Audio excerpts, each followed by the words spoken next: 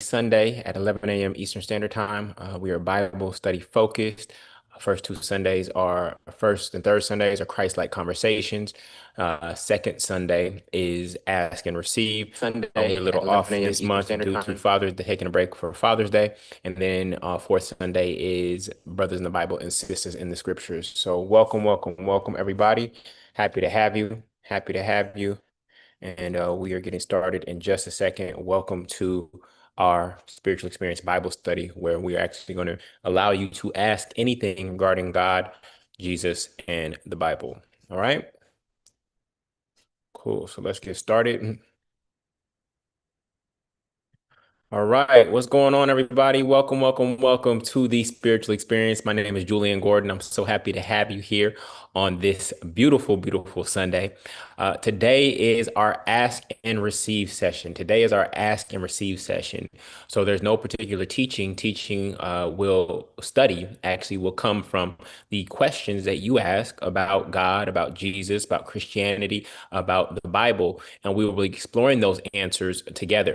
I do not sit here and act as if I have all of the answers. And this is also a space where people can raise their hand and say, not only do I have a question, I have a way to answer that question, or I have some insight about that question. But here in this spiritual experience, we are open to people arriving at different destinations, as we are all here. What unifies us is actually seeking truth. So I'm so excited to have you all here. This is a rare space in the Christian spiritual spirituality space where you can actually have these kind of open dialogues in the spirit of love. Usually it's my side is right, your side is wrong, this and that. And a lot of eating of the tree of knowledge of good and evil is actually occurring. And ultimately, it's like a tug of war where two people are in conversation and basically each person is trying to draw the other person to their side of the net and or their side of the line. And what I've seen on the internet is that that is not productive. What we can do is we can come here together in the spirit of truth, which is how the Holy Spirit operates, and seek truth together and say, I never saw it that way. That's an interesting perspective. I can see why you see it that way. This particular way of viewing it actually resonates with me the most. And again, we're all on this journey. No singular mind can actually grasp the infinite mind of the one mind, which is God. And so we are all making our best attempts based on the tools that we have to try to grasp God. And so this is what we do together here in the spiritual experience. And I'm so excited to have you here for this today. All right. So what we're going to do right now is we are going to, I'm going to share my screen. And again, I want to welcome you to our Ask and Receive a session. This is a safe spiritual space to ask all of your questions about God and the Bible. It was powerful. This is our second time doing it now. We decided to bring this in. We do this in New 260, which is our Bible study on Fridays at 8 a.m., where we are studying the New Testament over the course of a year. Those are actually Zoom meetings where people can literally unmute themselves and communicate and ask questions and comment. Here, this is a Zoom webinar. We are also streaming on YouTube and on Instagram. And so to ask questions, those questions will come through chat or through Zoom. Okay. So with that, I actually want to open it up and actually just start the dialogue and really show you and shape this circular space.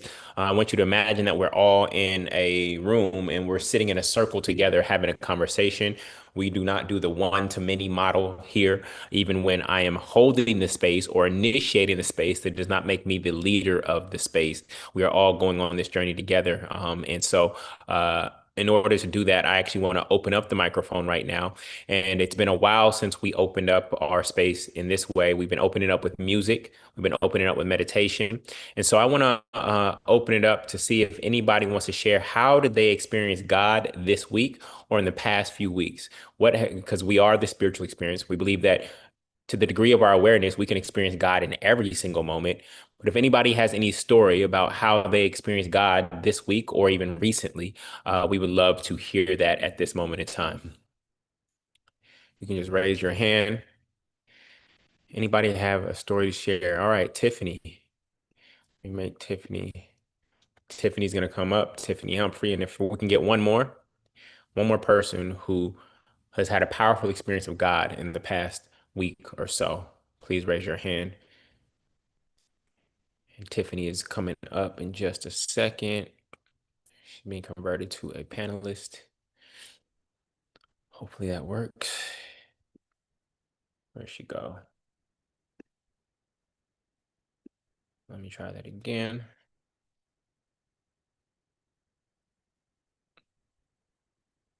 All right, let me just do allow to talk and let's see if that works. Ask to unmute. Tiffany, talking has been permitted. You can unmute yourself and share your spiritual experience.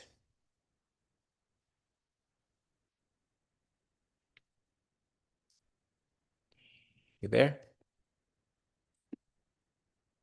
All right. Might be having some technical difficulties. Anybody else want to share a spiritual experience that they've had recently?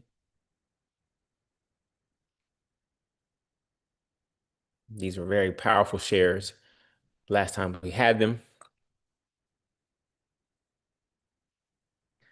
Nobody's experiencing God. All right, I'll bring up Kimberly. And then Vincent will come up after.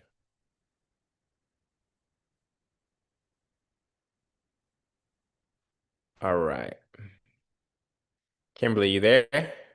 I am. Can you hear me? How are you, sister? Welcome. I'm doing well. Thank you for having me. Very simple, but very impactful. This past week, we celebrated my son's 10th birthday. Mhm. And he wanted to go to the Kennedy Space Center in Florida. So we packed out a full week, brought my brothers and their children. So his birthday was on the 16th. So the goal was for everybody, all the kids to go to the Kennedy Space Center, but we had a long day the day before with all the kids. So I was like, just all the kids who just wants to go will go because we don't want to waste money. So it was three, my son and then my niece and my nephew, we all went. But we got kind of like a late start. And so my son, he's really into NASA, just really into just space and physics and all the things. And so we get there, we ran into a little bit of traffic, but I myself didn't really research like, okay, how long is this going to take? What are the things that they're going to do? I'm just like, okay, my son wants to go. Let's make sure that we get there. So we get there and we're going through the gates and they were like, hey, you guys just made it in time. This is the Mhm. last bus to take you guys through the NASA parking lot. And I was like, wait, I was like, okay. So I was like, what? They was like, yeah, this is the last bus. They was like, make sure y'all get to the gate. So we got to the gate. But even in that simple moment, right then and there, like for my son to be like, Mom, we made it. We got there. I got to experience something that to me just showed like God's grace and just his understanding of I'm not gonna let you miss it. I'm not gonna let your son miss it. I'm not gonna let you guys miss it. Even if you're the last one, I'm not going to let you miss it. And that Yeah. there just made my heart so happy because my son had the time of his life. He was able to say verbatim what the instructors and the directors there were teaching. So it just showed like his immense understanding of just NASA in its whole, and the fact that, and this is not any slight to any other race, but we were literally the only Black family that was there. And and my son took up space as if like I belong here. It was just Yeah. to be able to see that simple, but it was just very like, I got you. So Yeah. that's We all. love that. We love that. That is a very powerful, powerful story. In short, family, you cannot miss your bus. You cannot miss your bus. And so we appreciate that beautiful, beautiful story. And again, you said it's simple. When we learn to see God in the simple things, because I think we look for big miracles like the parting of the Red Sea and things of that nature, but God is happening. We are in God. We are living, moving, and having our being. And so God is happening in every single moment. It's just our degree of awareness of it or not. And so for you to be able to see how God moved on behalf of your family in this moment and what it did for your son is absolutely beautiful. So thank you for your awareness. And that just shows your connectivity and knowing how all things are working together for your good. So we appreciate that beautiful, beautiful story. All right, Vincent, what's going on, brother? Yo, Julian, what's going on with you? What's good? What's good? All right. I'm not sure if you know, but I've been to many, many, many Sundays here with you and I'm sure many others. And every time I hear this question, I'm usually drawing a blank Mm, because spiritually and religiously, I'm kind of like somewhere like in a no man's land. I'm really trying to make sense. I don't have a concrete enough understanding. So it's always a difficult question for me.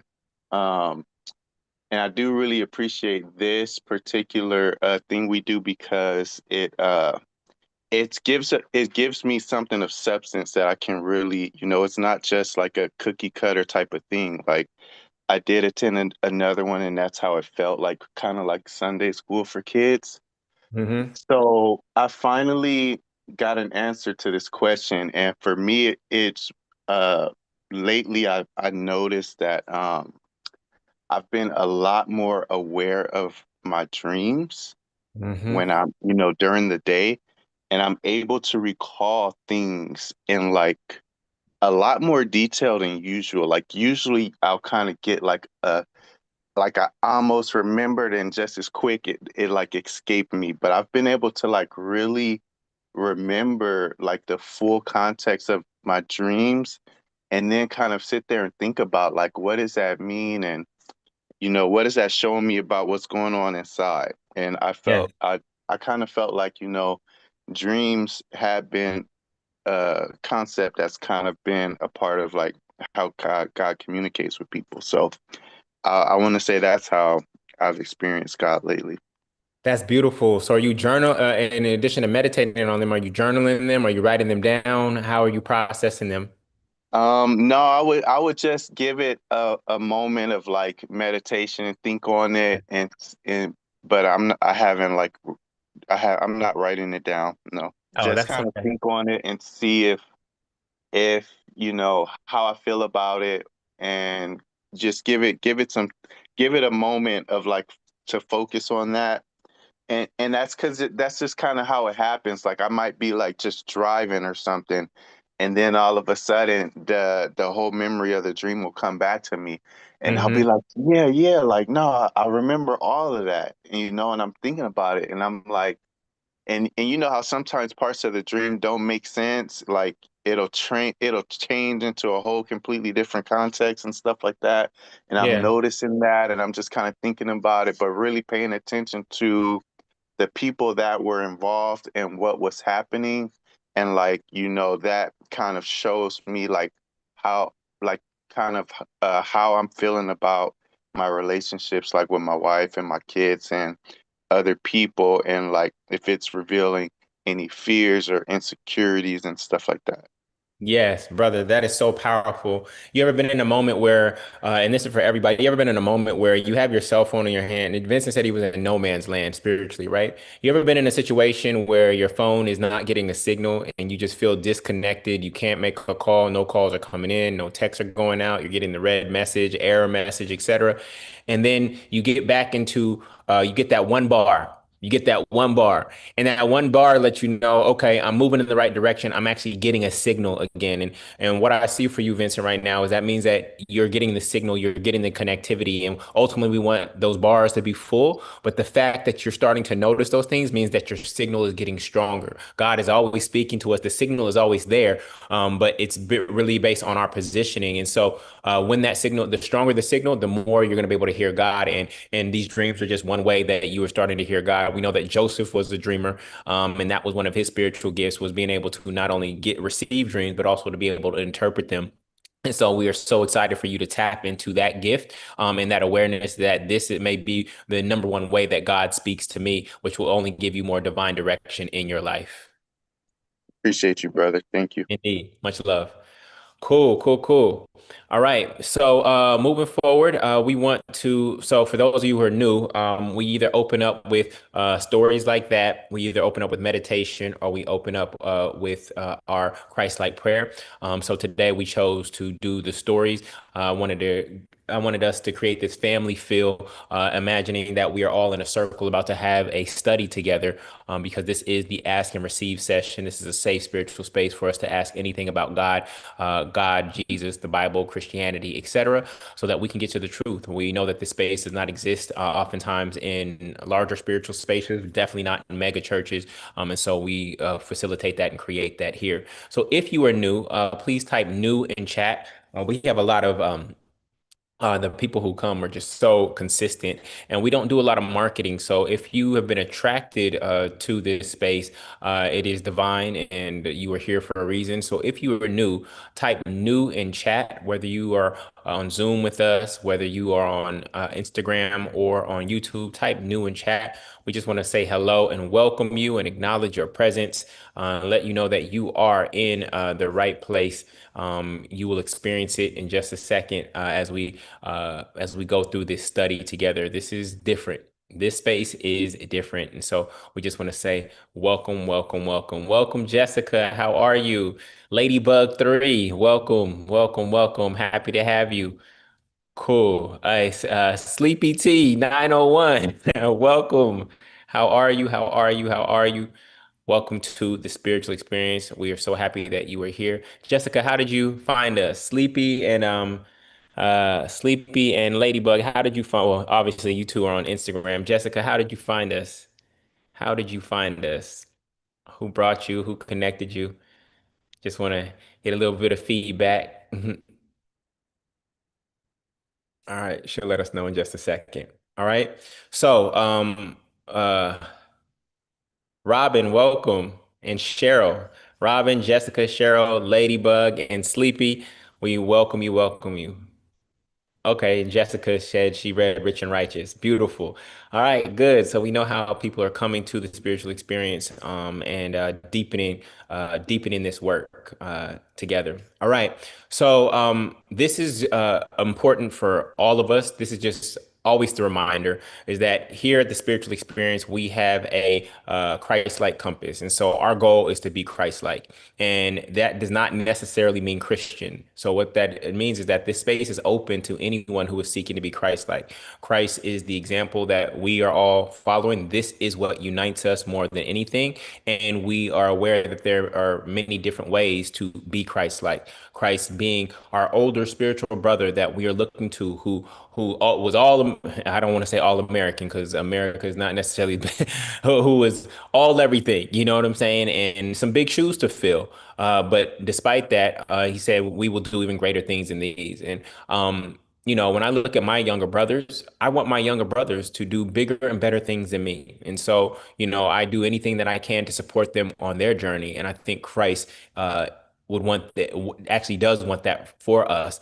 as he said, you will do even greater things than these. Yes, Nia said it right. Welcome to our cousins. Welcome to our cousins, who ultimately become our brothers and sisters and friends. All right. And then our motto and our mission as we seek to be Christ-like is building the kingdom inside and out in that order. So we believe that the kingdom is here and now, that the kingdom is within, as Yeshua said in Luke 17:21. And then once we do that within, once we start bearing spiritual fruits within, it has by law, as above, so below, bringing the kingdom of heaven here on earth, it has to manifest in our actual experience of our reality.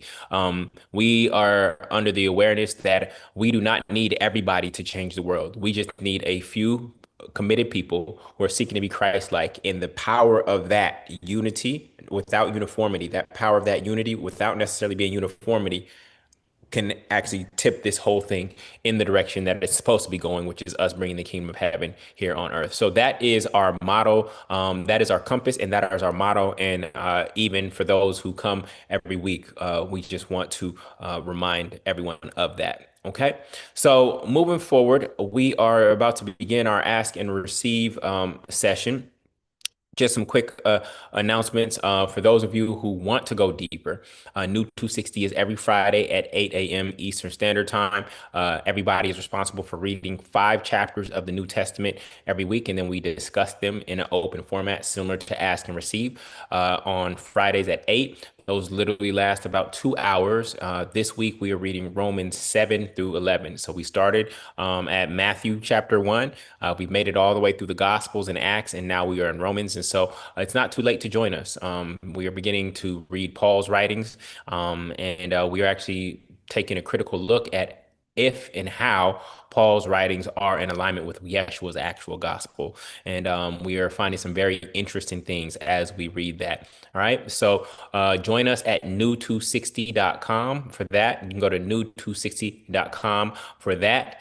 We just had Bible on the Beltline this past Saturday. Yesterday, it was absolutely amazing. The fellas, we did a 4 mile walk on the Beltline, and we're talking about our spiritual walk along the way, meeting one another, breaking off into pairs and things of that nature. The ladies actually gathered as well in Atlanta at the same time, and they had an amazing group and an amazing experience. And so Whitney was able to guide them through a similar experience. And so that was beautiful. The weather was absolutely amazing. Hot, hot, hot, hot, hot. But it was amazing. Just, we didn't really even take out the Bible. Normally we are inside and we are going through a particular teaching, but this was really about brotherhood and sisterhood and us just connecting genuinely. And it was so beautiful. If you are in Atlanta, for the brothers, go to BibleBeltline.com. Brothers, go to BibleBeltline.com to sign up for the next one. It's third Saturdays. And ladies, go to Spiritual Walk and Talk. Andrea just posted that in the Zoom chat. That's spiritualwalkandtalk.com for the ladies. And as we start to aggregate more men and women in other cities, we will start to initiate similar programs like this where you can actually meet together in person. Ultimately, I've never seen an online community change the world. So ultimately, we are going to have to form physical communities, but we're going to do our best to do that without necessarily needing some big physical infrastructure and big old building. We want to form it through just literally being in each other's lives. When we were reading Acts, we realized that the church was built in homes, people's homes, right?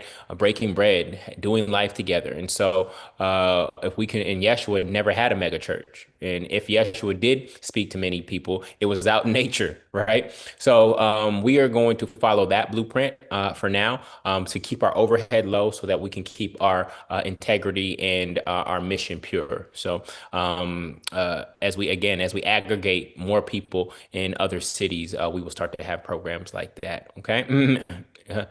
Yeah. Oh, Nova said it really well. He said, "We didn't take out the Bible, but we took in God." Woo, that's a bar.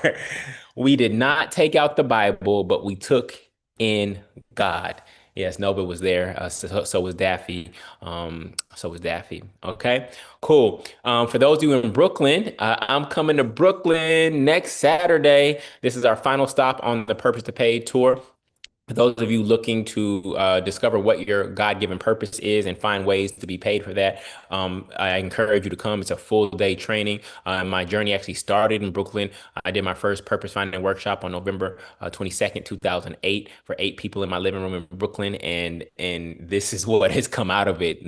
Not only all of my work, my speaking, multifamily movement, the spiritual experience, it all started from me identifying what my purpose is here on earth and living that out on a daily basis. And a lot of people think that walking your God-given purpose means a life of poverty. But what I've demonstrated and shown and proven is that walking in your God-given purpose is actually a life of prosperity. And prosperity, not just being financial, but in so many ways. My life is rich, rich, rich, rich, rich. I'm like really rich. Okay. I'm really rich, not just in one area of life. Some people are rich in one area of life and every other area of life is poverty. I am rich, rich, rich, rich, rich. I'm talking about financially, spiritually, mentally, emotionally, all right, socially. I'm rich, rich, rich, rich, rich. Okay. So this is what I've discovered when I chose to fully submit and surrender. This is what I call surrendered success. Okay. When you say not my will, but thy will be done, you are completely surrendering. You're surrendering your parental programming, you're surrendering societal programming. You're saying, God, I just want to be in alignment with you. And I know that when I'm in alignment with you, that I'm guaranteed success. Many of you are struggling to succeed because you're not doing what you were called to do. You were running other people's races. And so, for those of you who are in Brooklyn or in the Northeast, okay, yes, I'm talking about if you are in Connecticut, Philadelphia, DC, and you have not discovered your God-given purpose yet, I need you to be there. So that is purpose2paid.com. That's purpose2paid.com. And we have a few seats left. We're going to be at the Brooklyn Bank. Okay. But you need to get your tickets ASAP. Okay. So that's purpose2paid.com. You heard Jessica talk about reading my book. The book we use as our financial Bible is Rich and Righteous, The Spiritual Secrets to Mastering Money, Manifestation, and Your Mind. You can get that at richrightnow.com. You can get an individual book or you can buy a set of five. And the reason we have a set of five is so that you immediately enter a state of giving, which stimulates your personal economy. So you have one for you, and now you actually have four to give. And giving is how you actually initiate receiving. As you give, so you shall receive. So you need something to give. And so this is why it's done that way. And so very specific and very intentional. And so you can go to richrightnow.com and take advantage of that. Okay. So if you're struggling financially, if you've been wrestling with how do I pursue money, but also pursue God at the same time, we have found the way to do both. And we believe that you can be rich and righteous. All right. Beautiful. All right. So now I need to set some ground rules as we go into this very sacred space called Ask and Receive, where anybody who is here today has the ability to raise their hand, unmute themselves, and ask a question as well as answer questions. So I want to shape the space before we get into it together. The old model that currently exists in churches today is one person, this pastor, does all this studying, went to all these seminaries and in the what Reverend Knight calls a theological cemetery. Reverend Knight calls it a theological cemetery. They do all this study, and then everybody comes on Sunday for 2 hours and gets that person's cliff notes. So the people themselves are not studying at all. They're not studying to show themselves approved. They're just showing up and they're passively just listening and trying to get this person's cliff notes from all of their wisdom and all of their study. We don't believe in that here. When it says seek ye first, right? Seeking, is that proactive? Is that proactive or passive? When it says seek ye first the kingdom of God and all his righteousness, is seeking a proactive verb or a passive verb? Can you passively be seeking your keys, your lost keys? When you were looking for lost keys, you were flipping up furniture. You were tossing everything up and around to try to find your lost keys because seeking is proactive. Okay. This is not a fashion show for us. Okay. We want to actually do the work. And when we all seek according to our individual paths, we all find unique truths and perspectives. And then what we do is you get a piece of the puzzle, I get a piece of the puzzle, they get a piece of the puzzle. Then we come together and say, let's put all our puzzle pieces together and see what it's telling us. This is how we seek the truth together. Because, like I said before, no one single mind of man not as gender, man as mankind, no one single mind can grasp the full mind of God. So as a result, we have to come together and say, how did you experience God? What did God tell you about forgiveness? What did God tell you about love? What did God tell you about sin? What did God tell you about the kingdom based on your study of the same text? So this is how we study together. And we view it as a more circular environment. Granted, yes, I'm here on Zoom. You are looking at me, but in the ideal world, we will all be sitting in a circle having done our study, having read the text in advance, and then bringing our questions to the space. All right. So this is how we look at our spirituality differently and our study differently. In this world of technology, there's a lot of people who outsource things. You outsource your gardening, you outsource your oil change, you outsource your dental work, right? But the one thing that you should never outsource, family, the one thing that you should never outsource is your spirituality. Okay. Go ahead and get a private chef and outsource your cooking and grocery shopping. Go ahead and get a cleaner and outsource your home being clean, right? Outsource everything you can that is not essential to you living a Christ-like life. Outsource everything that is just busy work. But the one thing that you should never outsource is your spirituality. And for many of us, when we've stepped into religion, we have outsourced, because of the structure, we've outsourced our spirituality to an institution and to an individual who is leading that institution instead of doing the work ourselves. Okay. And so this is the difference between exoteric, which is outward, and that's mass religion, and esoteric, which is our personal relationship. So in the spiritual experience, we focus on our personal relationship, but we're doing it in community. So we're all on this journey together, knowing that this journey will lead us to different places, right? This is not about getting everybody to come to one place, unless that one place is the kingdom, right? This is about each one of us being on our individual journeys, but us on that journey together. It's kind of like running a marathon. You're trying to run a marathon to break a certain time. You're trying to run a marathon just to get a medal and check it off on your bucket list. But we're all running the marathon at the same time, right? But I'm not judging myself in comparison to you because you may have different goals for the marathon than I have, right? So our study here. Now, this is really, really important, right? In this space, we do not convince, convert, or condemn. Okay. I'm letting you know, I'm not trying to get you to see the truth in the way that I see the truth. And I believe that this image captures it the best. You see, this image on the right is this three-dimensional image. Now, if you're looking at it from this perspective, it looks like a square. Oh, it's a square. If you're looking at it from this perspective, it looks like a circle, right? And if you're looking at it from this perspective, it looks like a triangle, right? So based on where the person is standing, that is true for each one of them, but it is not the truth. It is only true based on their perspective. And because we do not have the mind of God in what we believe Christ consciousness is elevating as closely as possible to the mind of God. Even Paul says we have the mind of Christ. When we are able to see life and reality and other human beings and situations in the way that God sees them, then we have the mind of God. But it is very hard to hold that state in all of our physical affairs. Okay. When we have the mind of God, we can actually see the truth. Right. But based on our limited human perspective, this is the limitation of the body and the five senses. We can only see what is true for us. Is this understood? Is this understood? So what may be true for you may not be true for others. And what may be true for you may be part of the larger truth, but it is not the truth. Is this clear? This is really important before we get into this conversation. Is this clear? Okay. So we have to understand the difference between your truth, right, and the truth. Okay.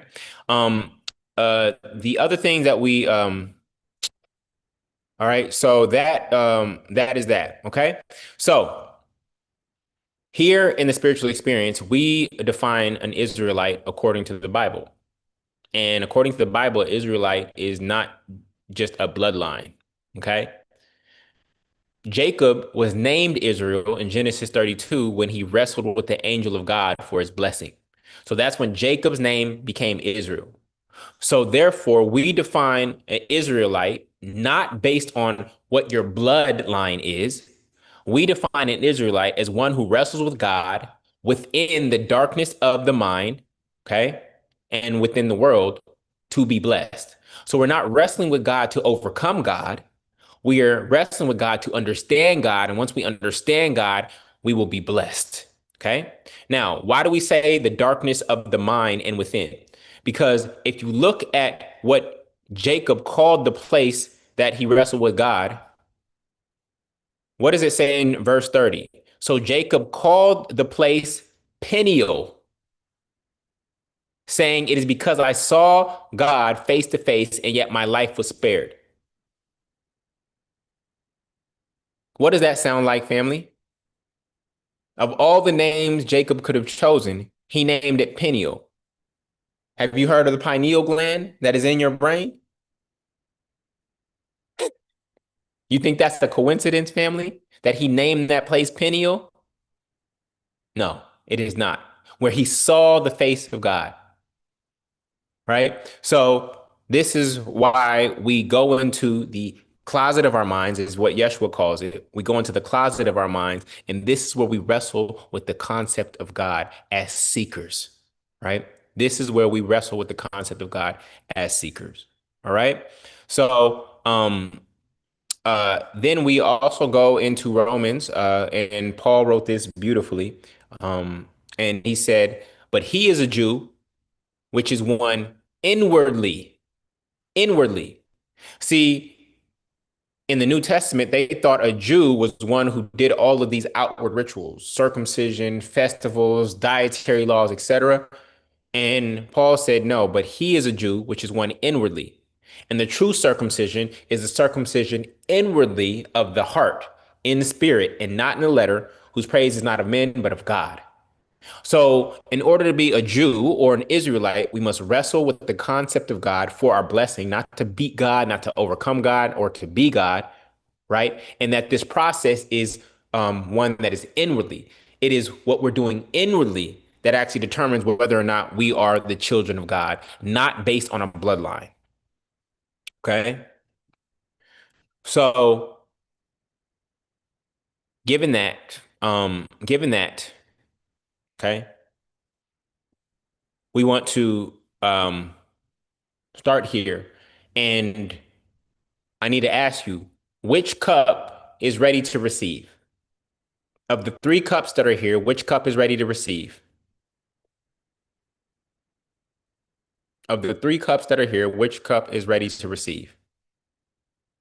The only cup that is ready to receive, or that they're all ready to receive in some form, but the most ready to receive is the one that is empty.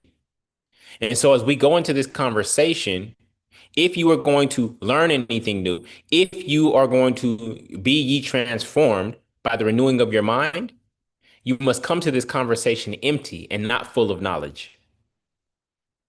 This is why we're not supposed to eat of the tree of knowledge and good and evil, already predetermining what I believe is right and wrong before a conversation even begins. We must come empty, receive the information, and then reconcile that new information and perspective with what I knew prior to this moment. Okay? So, in order to receive any new revelation, you must release what you are currently holding on to. I'll give you an example. For Jada, up until 10 years old, probably up until 15 years old, I'll tell her, don't talk to strangers, right? But at some point, she'll have to release that, because in order to be successful in life, what do they say you have to do? You have to network. And networking involves doing what? Networking involves doing what? Talking to strangers. So what may have served you at one stage of your life is not going to serve you and help you become successful in the next stage of your life. But if you hold on to that old belief of don't talk to strangers, then you no longer network and you no longer meet any new people, and therefore you have very few new experiences. Even as children, we say, don't play with fire. But at some point, you're going to teach your child how to cook, right? Now, they're not playing with fire when they're cooking, but they are using fire, correct? So so they will have to release that old rule that you taught them in order to receive a new way of handling this thing or this subject. All right. So are you ready to let go of the ledge that you've been holding on for spiritual safety? Are you ready to let go? I need to hear it from everybody. Are you ready to let go? and for your mind to be renewed today? Are you ready to let go and for your mind to be renewed? If not, I do not want to waste your time today. Okay, cool. So as we look at these questions, as we hear these questions, we are going to be trying to answer them from a Christ-like lens. Okay? A Christ-like lens. The reason I say a Christ-like lens, because most people try to look through a biblical lens. Okay? But guess what? Anything that is in the Bible is biblical. So guess what that means? That means that slavery is biblical.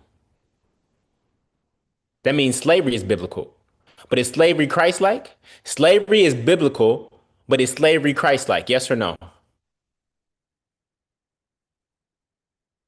Slavery is biblical, but is it Christ-like?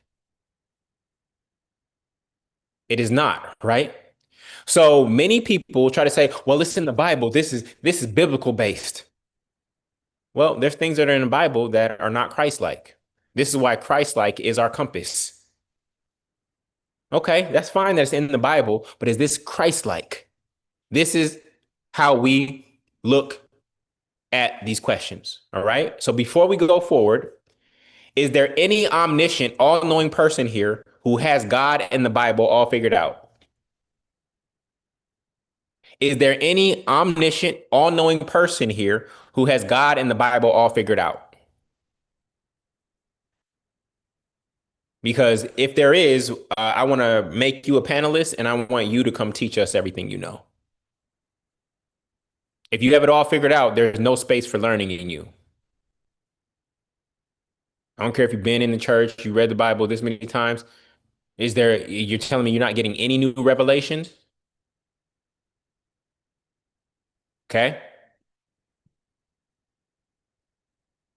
So is everyone here open to their mind being renewed today by this study? Is everyone here open to their mind being renewed by this study? Or are you here just to defend what you already know? Now, you may end up landing back where you currently are after the study, but are you even open to hearing? Okay. Is everyone here seeking Yah's way, not your way? Is everyone here genuinely seeking Yah's way and not your way? If so, type Yah's way. Are you seeking your way or Yah's way? Because many people will take the Bible to justify how they are behaving and moving through the world, as opposed to looking at it for truth in terms of how they should be moving through the world. All right. So here are rules of engagement. No convincing, condemning, or converting, except that everyone is having their own spiritual experience. Anyone can ask anything about God, Jesus, or the Bible. Anyone can answer this is a big if spirit moves you, not if the ego moves you. So before you raise your hand to answer a question, I need you to check in. Is this spirit or is this ego? Is this me seeking to be right? Or is this me helping us all move towards righteousness? There are no experts here, only explorers. There is what you believe is true, and then there's truth, and we are all seeking the truth. And no one man or mind can fully grasp the mind of God. These are our rules of engagement. Okay? Matthew 7:7 says, ask and it shall be given to you, seek and you shall find, knock and it shall be open. So this is what gives us permission to ask questions. A lot of people think that asking questions is shaking their faith. If your faith is shaken by a single question, then your faith is not that strong. If your faith is shaken by questions, then your faith is not strong. So do not blame the question for the weakness of your faith. Instead, go examine your faith and why it is so weak. Okay? John 8:31-32 says, if ye continue in my word, then ye are my disciples indeed, and ye shall know the truth, and the truth shall set you free. So this is what we are seeking. Okay. And then Luke 10:25 to 28 says, Yeshua says, on one occasion, an expert in the law stood up to test Jesus. An expert, somebody who thought they knew everything, right? Teacher, he asked us, but he does call Yeshua teacher, meaning that he is submitted in some way. What must I do to inherit eternal life? And Yeshua says, what is written in the law? He replied, how do you read it? So even Yeshua is aware that all of us interpret the same words differently. So we want unity without uniformity.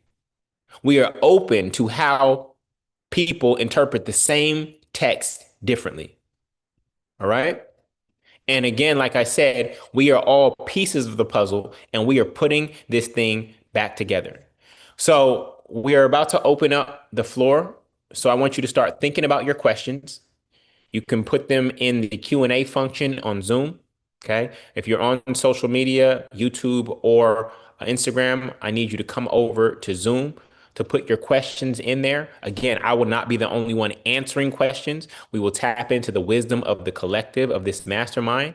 And so I want to give us a moment to think about questions that have been on your heart about our past Bible studies, Jesus, religion, the Bible, Christianity, the history of Jesus, heaven or hell, love, Genesis, being and living Christ-like, the Father, the kingdom, holidays and unholy days, the law, the Old Testament, salvation, Paul, early Christianity, decoding scripture, etc. So I want to pause for a moment. I want you to think about your questions and you can go ahead and put them in the Q&A function in Zoom and we will start answering from there. Okay. Take a moment, think about your questions.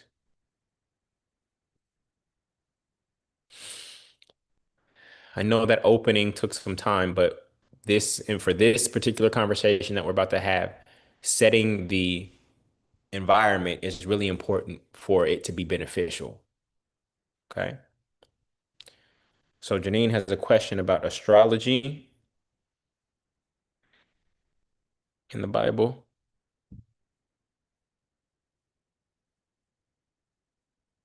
Jessica on finding peace.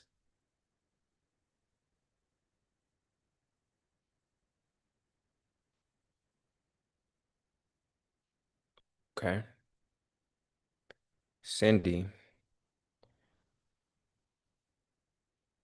Yep. Cindy on the Apocrypha, books left out of the Bible.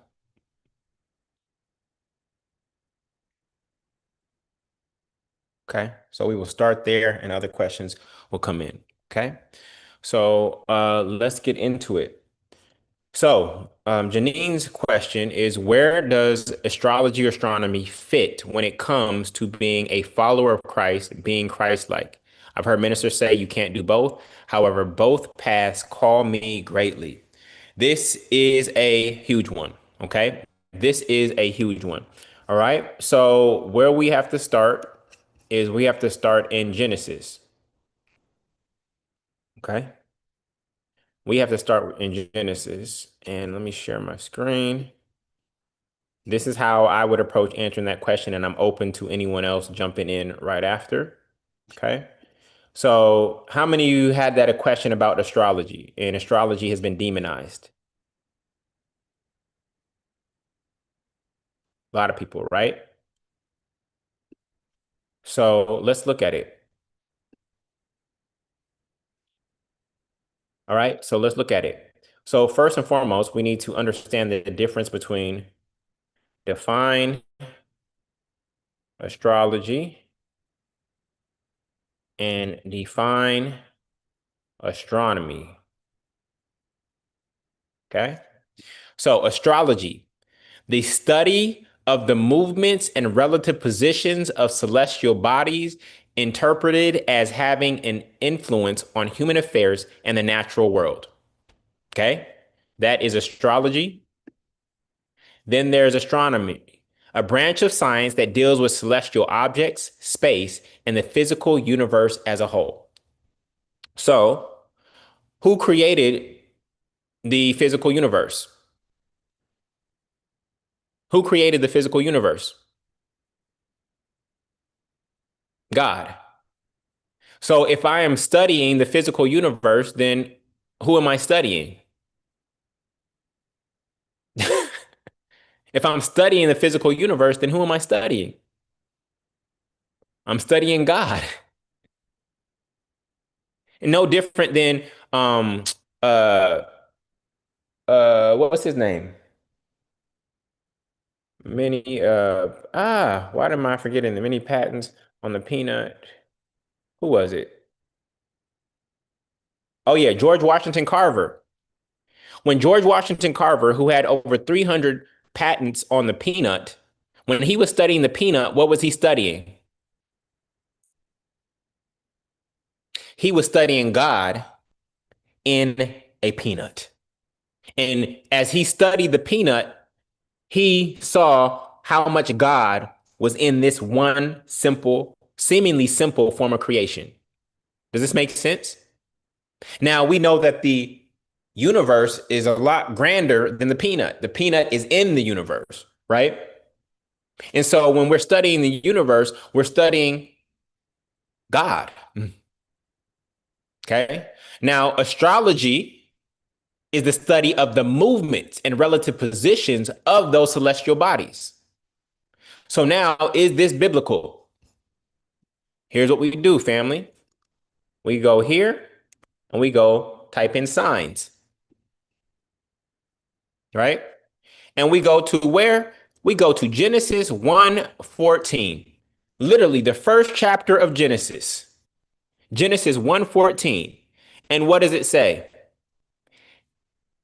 And God said, "Let there be lights in the firmament of the heaven to divide the day from the night, and let them be" what? Tell me what that word is, family. Let them be what? What word comes there? What is this word? We're reading this verse here. And God said, "Let there be lights in the firmament of the heaven to divide the day from the night, and let them be for signs and for seasons and for days and for years." So God is telling us that one way that it speaks to us, one way that it speaks to us and gives us divine direction is through what? Through the celestial bodies.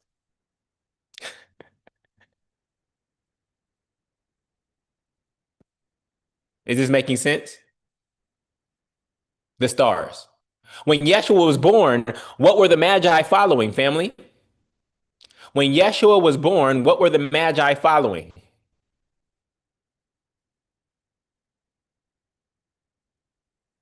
They were following stars.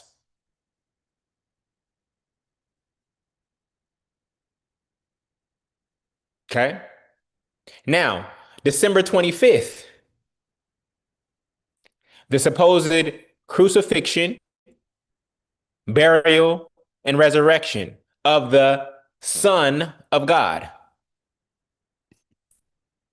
right? We have winter. What is that correlated with? What celestial movement is that correlated with?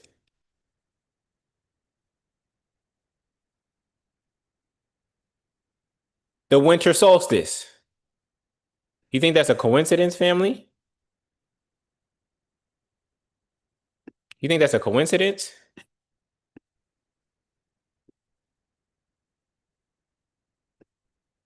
The sun, sun, appears to be still, and the three longest nights of the year occur on December 22nd, 23rd, and 24th for the winter solstice.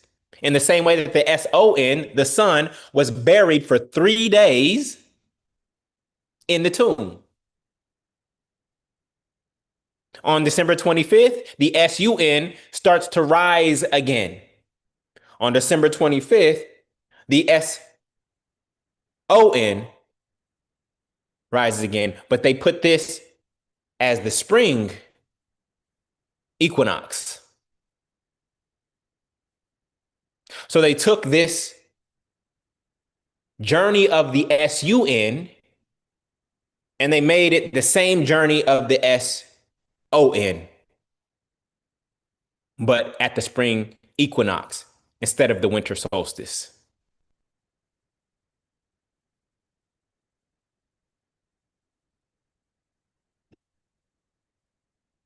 Okay? So I'm going to pause there. I know that that's a lot to digest. God created the celestial bodies. So when we're studying the celestial bodies, we're studying a way that God communicates us. God, according to Genesis 1:14, put those celestial bodies there and had them have certain movements to give us signs, which is divine direction. Now, anything that we use and put above God can become an idol. Anything. You can even make wearing a cross on your chain an idol. We have even made Jesus an idol. So if you are believe more, let me put it this way. If you believe more in a horoscope that you read about how your day is going to unfold tomorrow, then you believe in the power of God to yield a better day than what the horoscope says, then you have made your horoscopes an idol.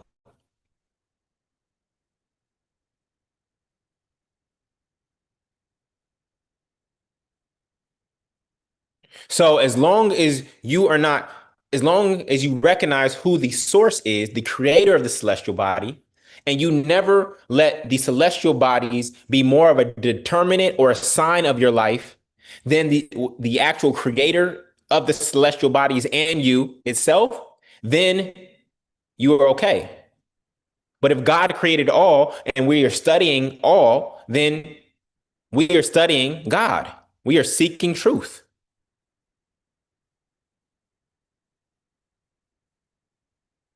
So they demonize these things to disconnect you from God so that the only way you can get to God is not through Jesus, it is through them, through the institution that they say is built upon Jesus. They want you to come through them. They don't want you to go straight to nature.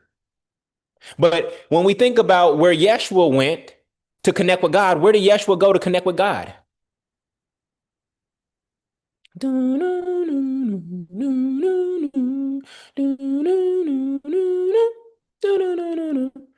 Yeshua would always go to nature.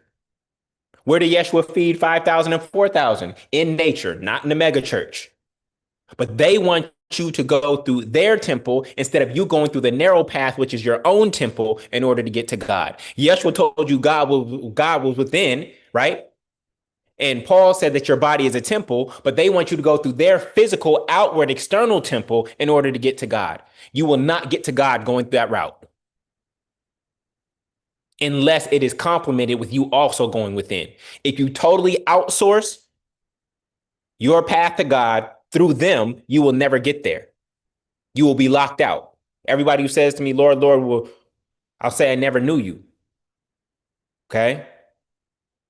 You must go through the narrow path because watch this. If Christianity is the largest religion in the world, Yeshua said, the wide path leads. What did Yeshua say? Christianity is the largest religion in the world. And Yeshua said this: enter ye at the strait gate, for wide is the gate and broad is the way that leadeth to destruction. For many there be which go in thereat. Because it straight is the gate and narrow is the way which leadeth unto life, and few there be that find it. So if Christianity is the largest religion in the world, then it is the wide road.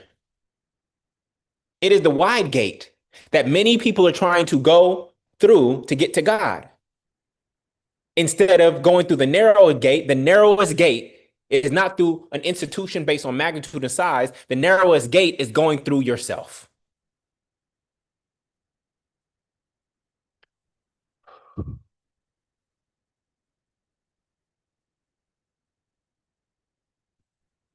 right?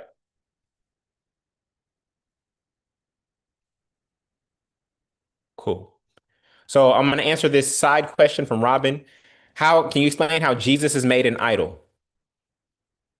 Robin, who did Jesus point to? Did Jesus ever point to himself? Let Robin answer. Let Robin answer. Robin, who did Jesus point to? Who was Jesus trying to glorify?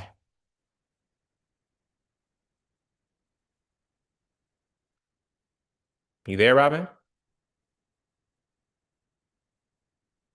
The Father. So everybody is pointing to Jesus, and Jesus is pointing to the Father. So while idolizing Jesus isn't as bad as idolizing a golden calf, right? You're still not worshiping the source. People want to, because we as man, as physical flesh, we want something physical to worship. This is why in the Old Testament, they wanted a king. They didn't need a king, but they wanted a king because they wanted a physical representation of God on earth.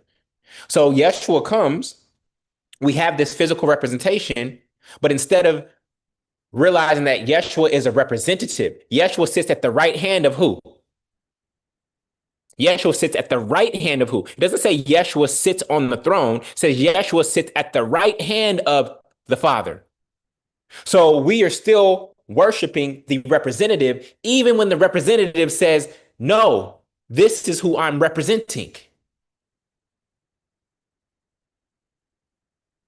So they went on and created this doctrine called the Trinity to say that the Father, Son, and the Holy Spirit are one.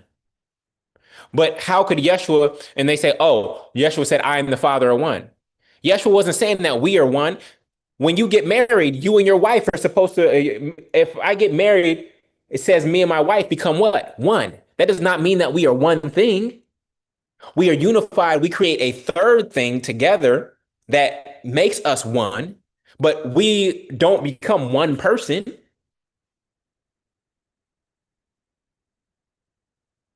Yeshua continues to, our Father, not my will be done, thy will be done. If you read the Gospels, Yeshua speaks of the Father as a separate entity over and over and over and over and over again. And then they try to throw at you 2 or 3 scriptures where it looks like Yeshua might be saying that he is the Father when he clearly says that he's not. So even Yeshua is aware because we as physical beings using the 5 senses want something physical to represent and to see because it's harder to have faith in something that is unseen. Many people can end up worshiping Yeshua more so than the Father, which Yeshua is representing.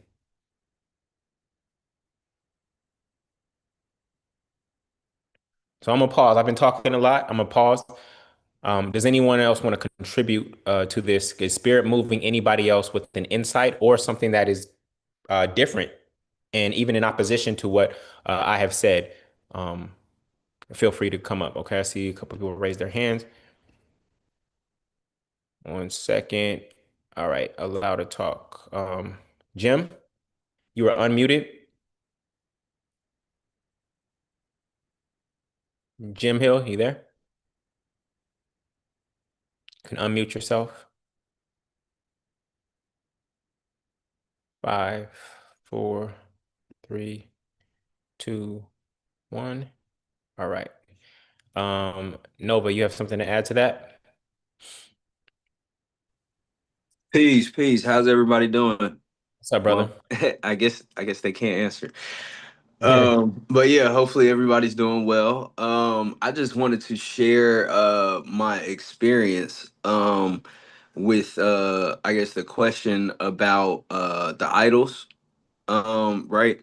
So in my experience, from reading the scriptures, I see, that we were told or instructed not to worship anything outside of God.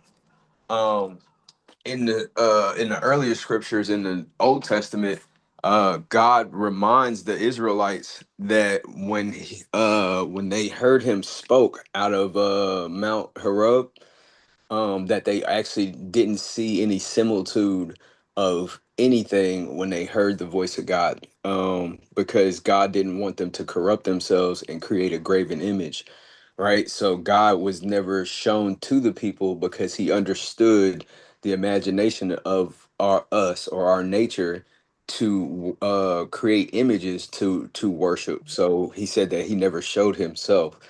And this was reflected to me in a story that I read in the Bible, where in the Maccabees, the book of Maccabees, they were fighting a war, right, against the Greeks and the Romans, and they were greatly outnumbered. And when they went to war, it says basically during the aftermath, they saw that nobody on their side, on the with the Jews, had perished except for the ones that were carrying idols with them, right? And when I look at these idols or these relics that these guys had, it brought me understanding and just knowing that when I'm relying on things that are outside of myself is when I start to falter or when I start to fail, right? And that can be something as simple as like a rabbit's foot that people carry, like it's a token, right? And the rabbit's foot in itself doesn't have any power,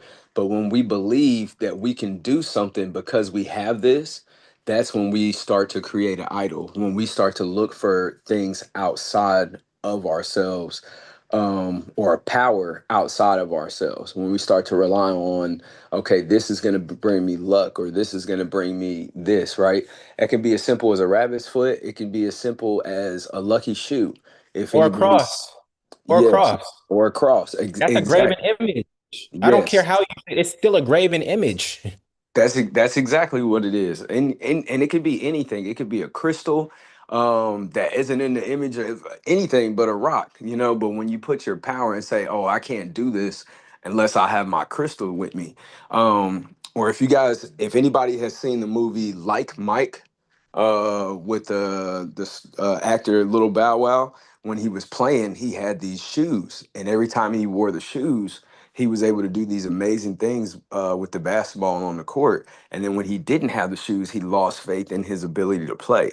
And it wasn't until he started to believe in himself that he was able to do those same things that he was doing before when he had the shoes. Right. So even without the shoes, he was still able to perform and he was still able to play. But as long as you're putting that faith and saying, oh, I have to have these shoes, or I have to have my lucky shirt, or I have to have this, or I have to have that, that's when you start putting your faith and your trust and your belief in a power other than the source. Yes, sir. Thank you so much, brother. We appreciate you for that. A quick side question. John asked, "Do I believe in the Holy Trinity?" John, please show me a scripture where. Let's actually just look together real quick. Trinity. Is it in the Bible? It's not in the Bible. Now, are there threes, patterns of threes in the Bible? Yes, there are patterns of threes. Trinity is not in the Bible. It came, I think, 500 years after. It came a lot later, that concept and that idea. So I'm going to put it to you like this. I don't know if I believe in the Trinity. When I look at water, ice, and steam, I see threes there. Is that a Trinity? If I believe in water, ice, and steam, do I believe in the Trinity? I guess so. It's the same essence, it's the same substance, but at different frequencies, right? Does that mean I believe in the Trinity? So I don't know if I believe in the concept of the Trinity. That's where I'm at right now on my journey. Okay, cool. Beautiful, beautiful. Y'all see how this goes now? That was just question one. Y'all see how this goes? All right. Next question. Um, uh, Jessica, on finding peace and letting go. Jessica, we know you're new to the family. And so one of the most powerful things that word studies that we did was on forgiveness. If you want to heal your heart, it really requires forgiveness. And forgiveness is letting go of old attachments to things that happened to you in the past. That is probably the most liberating and freeing thing that's going to bring you to peace. This is why Yeshua talks about it so much. But I have something kind of controversial, a divine download that I want to share with you all, as we've also did our word study on baptism. Okay. And that is that most Christians have actually never been baptized. Yes, they've been dunked into water, but they've never been baptized. Because if we go to the Lord's Prayer says, Father, forgive us our sins as we forgive those who sin against us, right? Forgive us our sins as we forgive those who sin against us. So there's a sequence there, right? The sequence as could be according to how we forgive those who sin against us, based on how we forgive those who sin against us. So the actual sequence is that I am forgiven by the Father based on how I've forgiven. Does everybody see that? This is Yeshua in the Lord's Prayer. Okay? That there's a sequence that I'm forgiven based on how I forgive. So most Christians believe that once they went into the water of baptism, that they were forgiven of all their sins. But based on what Yeshua said, is that no, I'm forgiven based on how I forgive. So the true baptism is that I'm forgiven because I forgave. So what true baptism would look like is me going through a process of forgiving anybody who's hurt me or harmed me, individuals, institutions, etc., and then coming to the water baptism to now say, God, forgive me according to, based on, as I have forgiven those who harm me. Forgiveness is the fastest way to peace. So most people have never actually been baptized. They thought that dunking their head in some water was just going to forgive their sins. But according to Yeshua, that is not how it works. You were forgiven based on how you forgave. So it's out of sequence. Now, if the water baptism inspires you to then go forgive afterwards, that's fine if you do it in that sequence. But I believe based on how Yeshua worded it, the most powerful sequence is for you to engage in full out forgiveness, 30 days, 60 days, 90 days prior to actually the ceremony of you now going to God to say, God, please forgive me according to, based on, as I have forgiven those who have harmed me.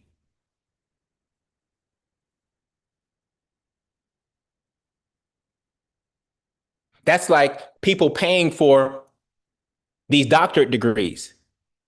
They want the doctorate degree and they're paying for it. I graduated from such and such academic knowledge university as a doctor of sociology, literally paying for degrees without actually doing the work that other people who actually have real doctorates went through. It's like taking a shortcut, looking for the water baptism as it's being positioned by Christianity today, is taking a shortcut to the actual work of being forgiven.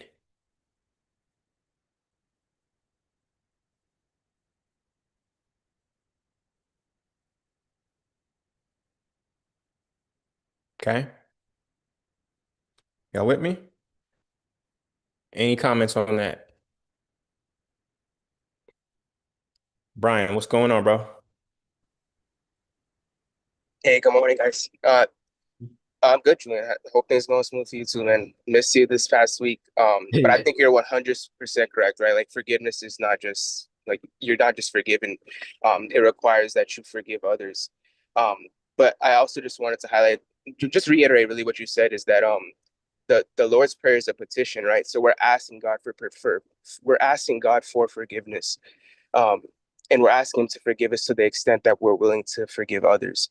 Um, and the promise of that forgiveness, I'm starting to believe, or starting to get the indication is the um, is the covenant of Jesus' sacrifice, is the grace that we're promised through that sacrifice. I'd like to get your thoughts on that. Just the idea of this covenant and that being like we hope that we get grace, we hope that we get forgiveness, but that at the end of the day, the Lord's Prayer is a petition, right? We're asking God, God, please forgive us for our sins as we've forgiven others.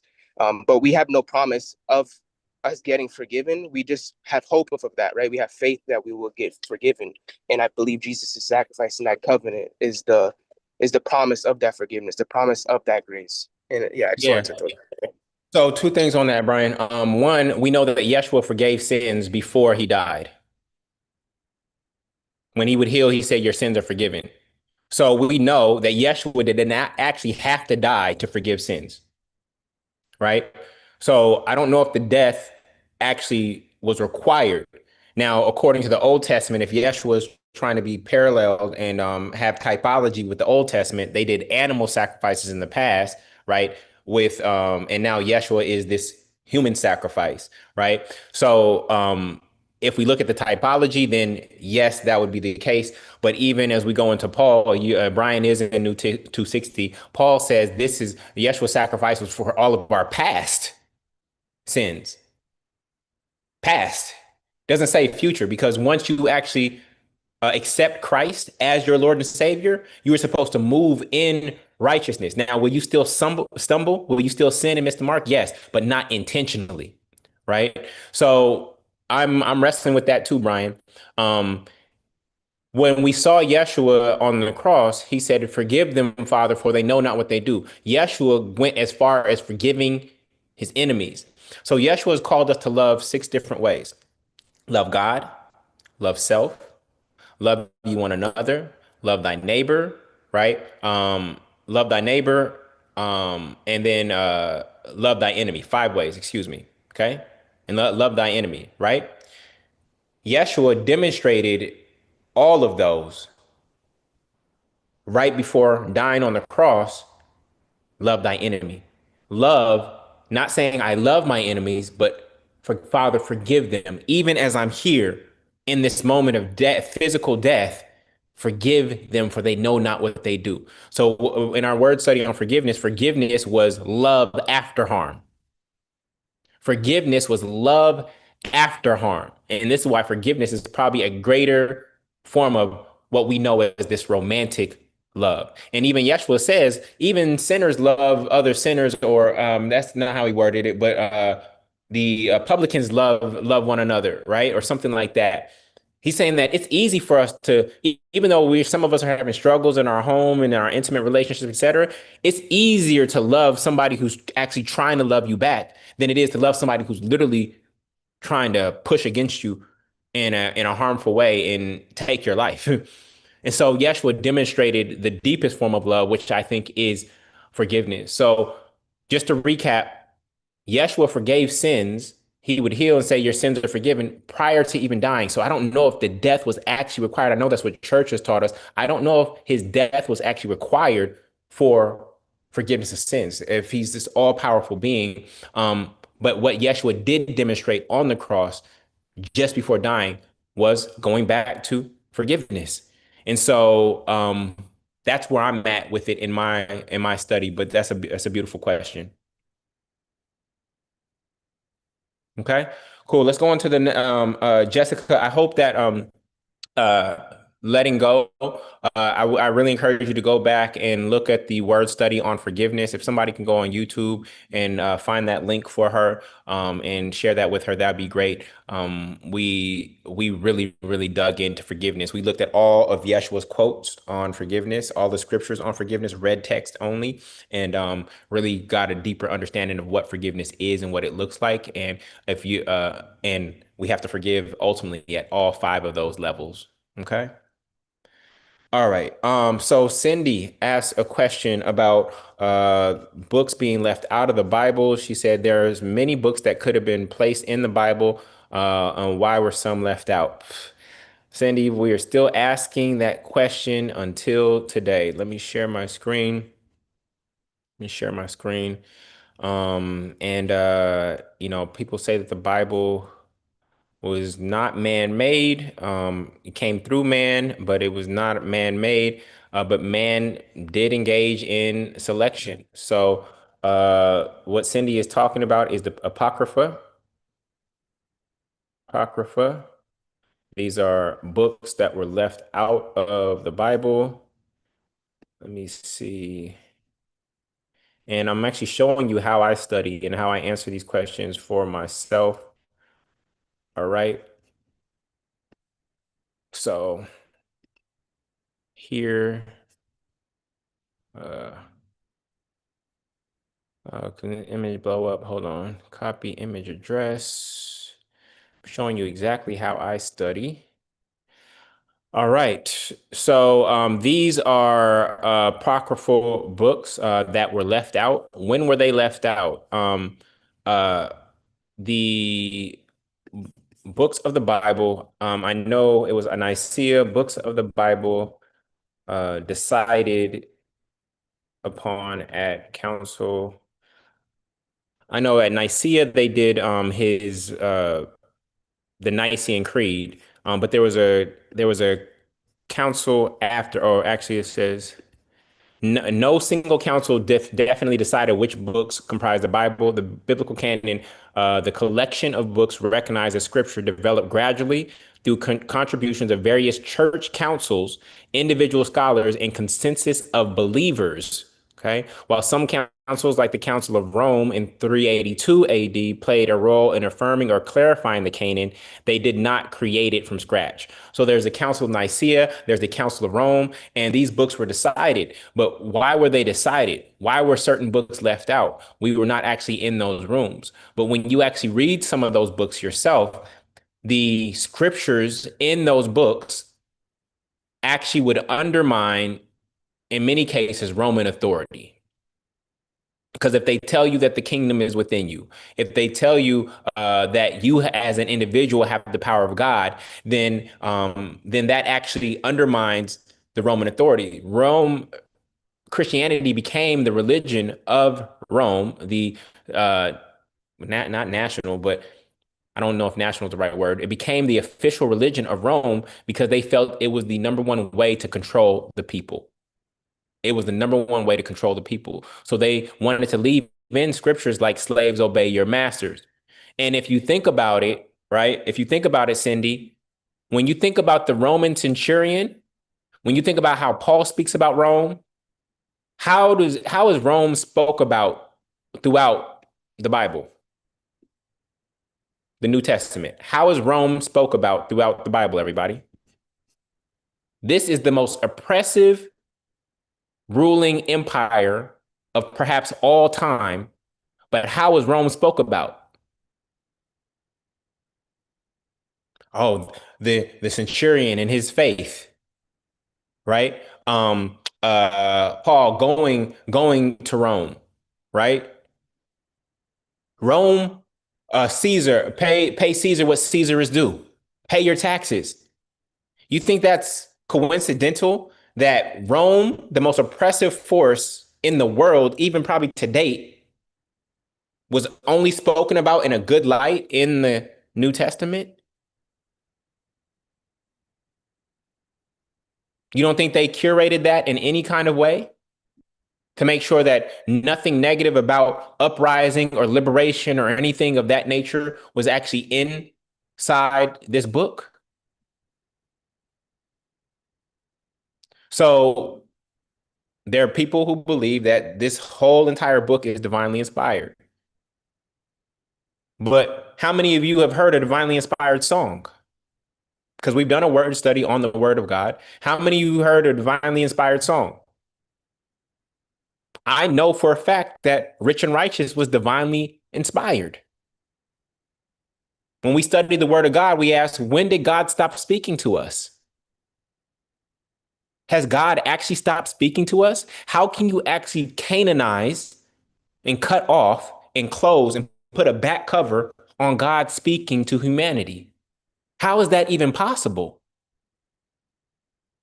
So, given that there was no internet at that time, it was harder for the truth or opposing views to come out. They used this book as a way to control the masses because their empire was so spread out. The Gospel of Thomas is one of my favorite gospels. And people say, oh, it's not authentic, etc. Here's the reality. If you compare in Gospel of Thomas is no narrative. It's only Yeshua's quotes, no narrative. And when you look at those quotes, about 70% of them are actually in Matthew, Mark, Luke, and John. So how can you throw out a whole book when 70% of the quotes are almost identical to what you see in Matthew, Mark, Luke, and John? Why? Because the other 30% are radical. The other 30% are about liberation. The other 30% are about the power of God in you as an individual. So they decide to throw out an entire book, even though most of it is actually in alignment. And Thomas was supposedly an apostle, a disciple. So you have books in the New Testament of somebody who never met Christ in the flesh, Paul, who wrote over 25% of the New Testament. You have books from somebody who never met Yeshua and didn't have the Gospels to pull from. Yes, you heard me correctly. Paul's writings come before most of the Gospels. The earliest written Gospel was Mark, not Matthew. They're not in order when they were written. So when Paul says my gospel, he's not pulling from the Gospels as we know them today. So why would we include text from Paul, who never met Yeshua, and not include Thomas, who was right there side by side with him? Now, there is something called pseudograph, okay? Pseudograph, okay? Pseudograph is pseudographia. Pseudograph is a falsely attributed work whose text was claimed author is not the true author. So I'll give you an example of a pseudograph. Okay. Samuel in the Old Testament dies at the end of First Samuel. I'm going to repeat that. Samuel in the Old Testament dies at the end of First Samuel. So my question to you is, who wrote Second Samuel?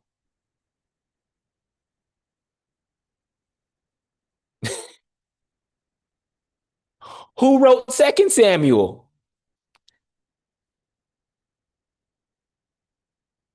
That's a pseudograph. Somebody else had to write it, though it was named after that individual. Perhaps because the story was a continuation, but we know that Samuel, even though the book is called Samuel, wasn't written by Samuel because Samuel died at the end of First Samuel. In fact, scholars actually don't know who wrote most of the books. The books have names on them, but scholars actually believe that most of the books are actually pseudographs. Based on dating and based on references in Peter, First and Second Peter, the references were references of things after Peter died. So what would that mean? That Peter could not have wrote. They think Peter wrote First Peter, but they do not think Peter wrote Second Peter. They think that Paul wrote the first 7 epistles, but they do not think that Paul wrote the other 6. So there's ones that scholars believe are authentic to Paul. Then there's ones that they believe are pseudographs. They're Pauline in thought, meaning that they have the same kind of beliefs running through them, but based on the literary structure, the wording, and things of that nature, it does not appear that these other 6 books are the same as the first 7. Same with Peter, First and Second Peter. Same with First and Second Samuel. Right?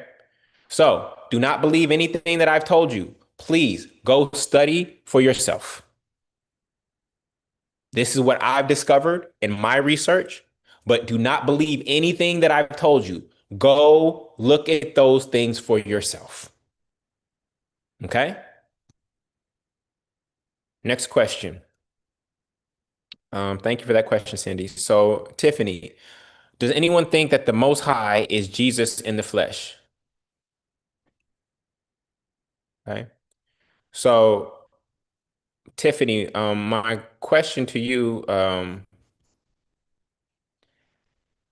uh, if we go back to, if we type image here and we do a search, Genesis 1:26 reads this. And God said, let us make man in our image after our likeness, and let them have dominion over the fish of the sea, and over the fowls of the air, and over cattle, and over all the earth, and over every creeping thing that creepeth upon the earth. So if we just go back to the first man, supposedly Adam, was Adam. So your question, Tiffany, was, does anyone think that the Most High, the Father, is Jesus in the flesh? I would ask you, does anyone think that Adam was God in the flesh? Do you think that you are God in the flesh? And we are going to have different answers in chat. But where I'm at on my journey, I believe that I am God in the flesh. So there's a capital G and I am a lowercase g. I'm a perfect expression. Now, actually, I'm an imperfect expression of God, only imperfect because an unlimited thing is trying to fit into this limited flesh. But God is expressing itself through me. God chose to dwell in the flesh of me. The kingdom of God is within me. God is within me. And then if we go to John 10:34, what does Jesus say? Jesus answered them, is it not written in your law? I have said, ye are gods, lowercase g. So Yeshua did not think it was blasphemy to call himself God because he didn't believe that he was the only God. In fact, if we do a search, sons of God appears in the Bible 11 times. Children of God appears in the Bible 9 times. So yes, I am an expression of God. An apple is an expression of God. A piece of art is an expression of God. If God is the source of all, then anything but God is spirit, right? We know that Yeshua said God is spirit, right? We know that God is the unseen, right? God is a spirit, and they that worship him must worship him in spirit and truth. So we, as these physical beings, because we need physical things, start to try to worship God through all these physical rituals and things of that nature when we're truly supposed to represent God in spirit. But God is expressing itself and manifesting as this physical experience that we are all having. So God for me is not just God in man. For I see and I'm learning to see God in everything.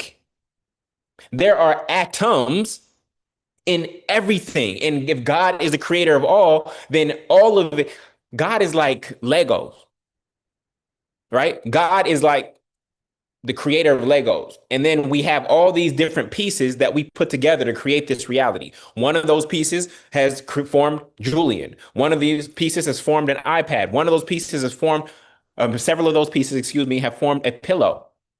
God is in everything that we see. So do I believe that Jesus was God in the flesh? Yes. I believe that every manifestation that we see and experience is God in the flesh. That's my perspective at this moment in time, at this stage of my journey. I don't think Yeshua thought he was the only, because the first 2 words of the Lord's Prayer are what? The first 2 words of the Lord's Prayer are what, family?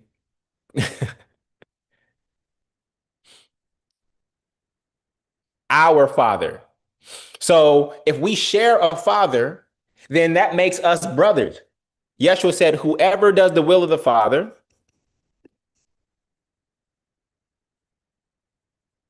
oops, whoever does the will of my Father is what? See, this is how you know it's not based on lineage. Is my brother. This is how you know that what Yeshua is trying to tell us is that You as an Israelite or Jew is not based on lineage. It said for Yeshua said, for whoever does the will of my Father, which he also calls our Father in the Lord's Prayer, in heaven is my brother and my sister and my mother, meaning that we share the same Father. Whoever does it, not who claims to be of the bloodline of Abraham, because you don't do what Abraham did. You don't have the faith of Abraham, faith in action of Abraham, willing to sacrifice Isaac. Not just faith of Abraham, right? But faith through action. So you say we're the seed of Abraham, but you don't act like Abraham. Okay? Yeshua said, for whoever does the will of my Father in heaven is my brother and my sister and my mother. This is what the lineage is about. So Yeshua, for me, there's two ideologies in the world, I believe. I believe there's Yeshua as the example and Yeshua as the exception. You have to ask yourself which ideology is more empowering for you. If you believe that Yeshua is the exception, that he had all these advantages, he was of a virgin, he was of a virgin, he was of a priestly class, and he had God on his side, and this and that, and he had all these things, and he never sinned, then how can we follow his example? He was an exception. So should we just give up now because he had all these advantages that we didn't have? He was the son of God, virgin birth, had magi coming to him and at birth. He was a king right out the gates. So how am I supposed to mimic that? But if you see Yeshua, then there's a group of people who see Yeshua as an example. Oh, that's my older brother. Man, he was it, right? He left me some big shoes to fill, but he said that I would do even greater things than him. Which one is more empowering for you? Which one inspires you to be more Christ-like?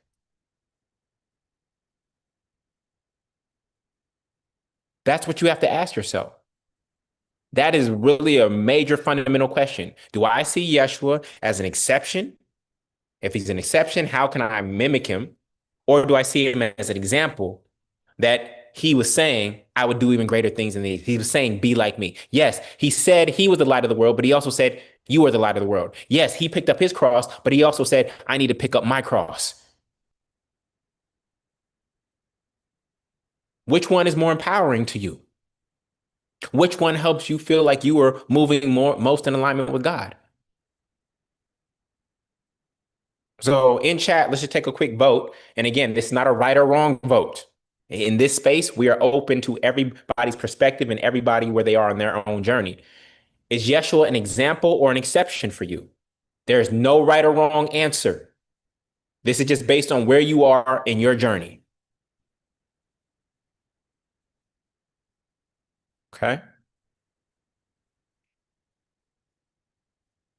All right. So in this family, we've attracted a lot of people who see Yeshua as an example. And based on my reading of Yeshua, Yeshua speaks of himself as an example, and then he challenges us to even do greater things than if he's an exception, right? Then I can never match him. I can't do greater things than he if he had all these advantages that I didn't have. And we have somebody who said both. I like that. Somebody who said he's an exception and example. If he's both, though, that's hard. That's like me trying to make it to the NBA. Like let's just say LeBron had an exceptional physical makeup. And yes, can I still make it to the NBA? Can I be better than LeBron without the advantages that he had? He also had disadvantages too, right? He didn't have a fatherly figure like Steph Curry or Kobe or Michael Jordan. He didn't have Phil Jackson like Kobe and Michael Jordan. So, yeah, that's an interesting one. Somebody said both. I'm definitely happy to consider both as well. Okay. All right. Beautiful. All right. Let's go to this next question. Royalty. Royalty. Thank you for this. The question that showed up for me this week is how to remove comparison and jealousy from our heart and mind. Beautiful, beautiful question. How to move comparison and jealousy.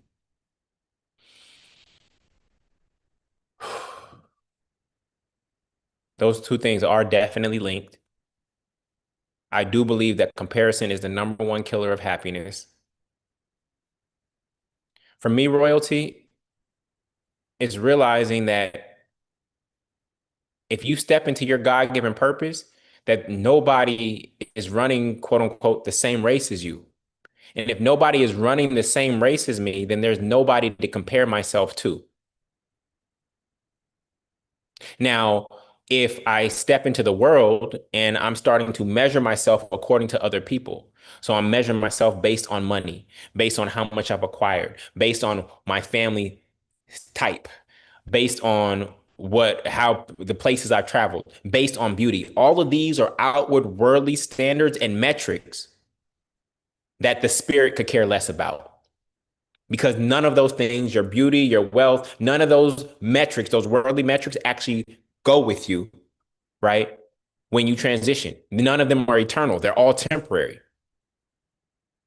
right? So when you recognize that the worldly metrics that we typically use in society, education, how much education you got, your GPA, all that, all those things, not that they don't matter while we're here, but they don't matter from an eternal perspective. And you realize that each individual, including you, is on their own path. Since I'm on my own path, that then there's no race against anybody else except my higher self, where there is the Christed version of me that I'm looking to in the aspirational Christed version of me that I may actually never reach in this lifetime, but it's something that I'm inspiring to reach, that I'm chasing after, to be more holy, to be more Christ like every single day. And I'm getting closer and closer. And there's times in my life where I've felt far from that version of myself. And then there's times where I felt very, very close. Right. But I think that that Christed version of you, where you really, really feel Christ like, is always a step ahead of you because there's always another level. So you're not competing against anybody else except your highest, best Christed self. And so now I'm not looking at anybody else. Do they have more or less than me? Are they going faster than me? I'm not looking at anybody else as my metric. I'm only looking at my higher self. Does anybody have anything to add to royalty?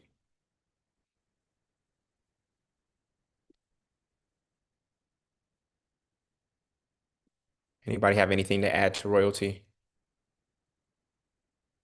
So again, the question was, how to remove comparison and jealousy from heart and mind?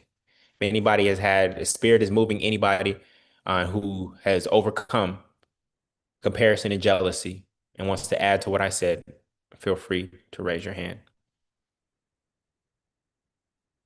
All right. I'm gonna bring up oh wow, a lot of people a lot of people have things to say. Let me bring up Terrence. I see Terrence, Whelan, Allison. So let me bring up Terrence right now. Hey Terrence, Hey, how's it going? what's going on, family? It's going well. I think this idea of having a self-concept kind of ties into something I was actually talking about with a relative just a couple days ago. And one thing I was thinking about was when God was calling out to Adam and saying, Adam, where are you? This is God. God is all. How can God not see Adam? And Adam says, here I am. And God says, what's going on? And Adam says, I was hiding. How do you hide from God?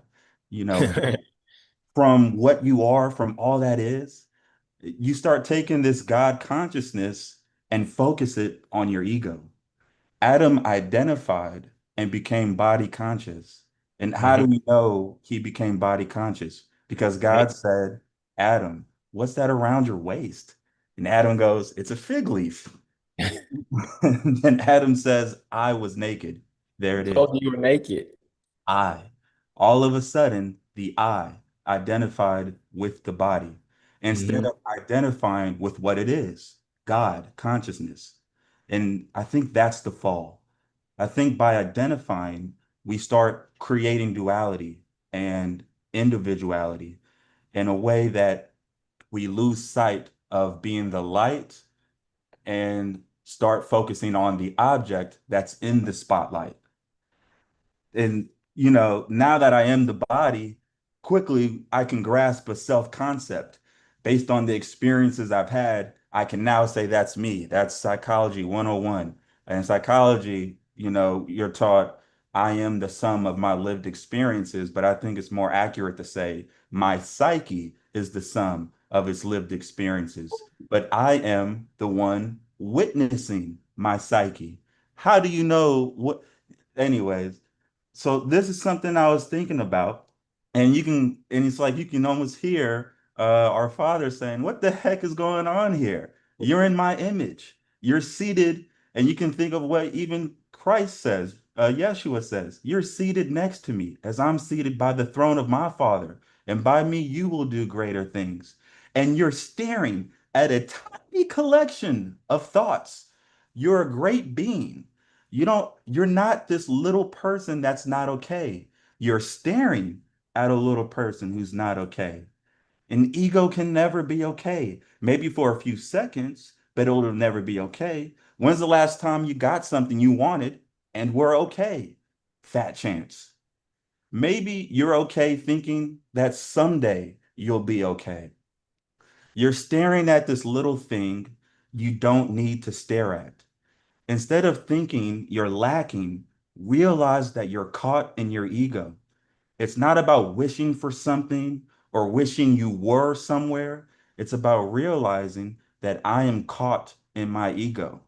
I am caught staring at a set of thoughts that'll never be okay. Why? Because I made them up. I made it up. Have you ever met someone that you liked and you go, I can change for that person? That shows you right there that we've made up our self concepts. And it's based on our lived experiences, but we are not our thoughts. We're the ones witnessing the psyche. So Yes. you've had these experiences and you weren't able to handle them. And what do you do with those unpleasant experiences? You resist, you push them down. You don't let them touch the core of your being. You don't let them come all the way through. That is the ego. And then you have experiences on the other side of the coin where you go, wow, that sunset or holding that newborn. Ah, it was like I was with God. That was amazing. And truthfully, you were. You've let that experience come all the way through. And I think that maybe sometimes we mystify being on this high level and being the little God that we are. I think the truth is we are always in that state, but it is our ego that separates us. It is our own blockages for why you don't feel Christ-like right now. Yeah. That is because we are taking the self and our God consciousness and staring at the ego, so addicted to our own ego. So something that I like to do it's I like to meditate, something that clears my perception, just clears me of that. Yeah. So I think there are different ways that we can sort of help wean ourselves off of always thinking about our own ego. And I think there's ways that we can sort of, yeah, just no long stop staring at the picture. um, so that's some of the things that came to mind when I think about uh, you know identity, and identity thrives on comparison. And I think it's always an interesting thing to hear how we all really think about ourselves. But I really do challenge all of us to not be so addicted to our ego and to be okay.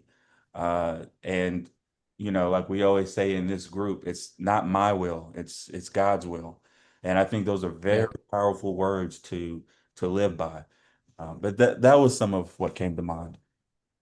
Bro, we thank you so much, Terrence. You always give us so much wisdom, brother. So thank you for that. We've talked about this in the spiritual experience and in New 260.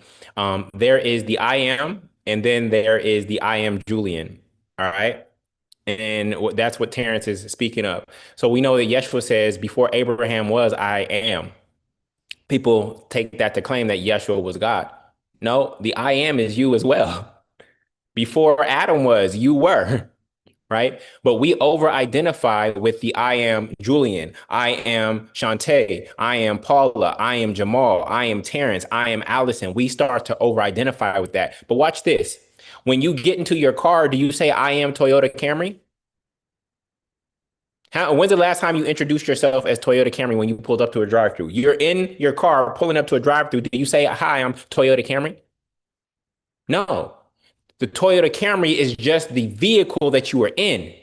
But we've over identified, as Terrence called it, body consciousness. We've over identified with this physical version of ourselves instead of the true spiritual version of ourselves, which is the I am that I am.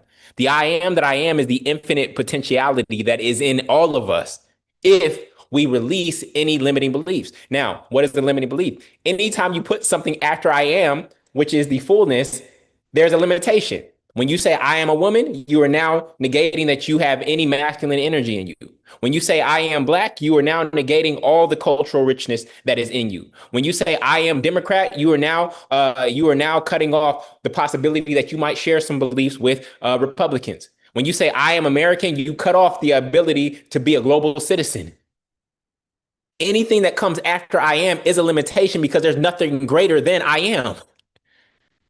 There's nothing greater than I am. This is why God calls itself I am that I am, because it's a circular function. If I say something after I am, then I'm actually limiting myself. I am that I am that I am that I am that I am. I'm infinite potentiality in every single moment.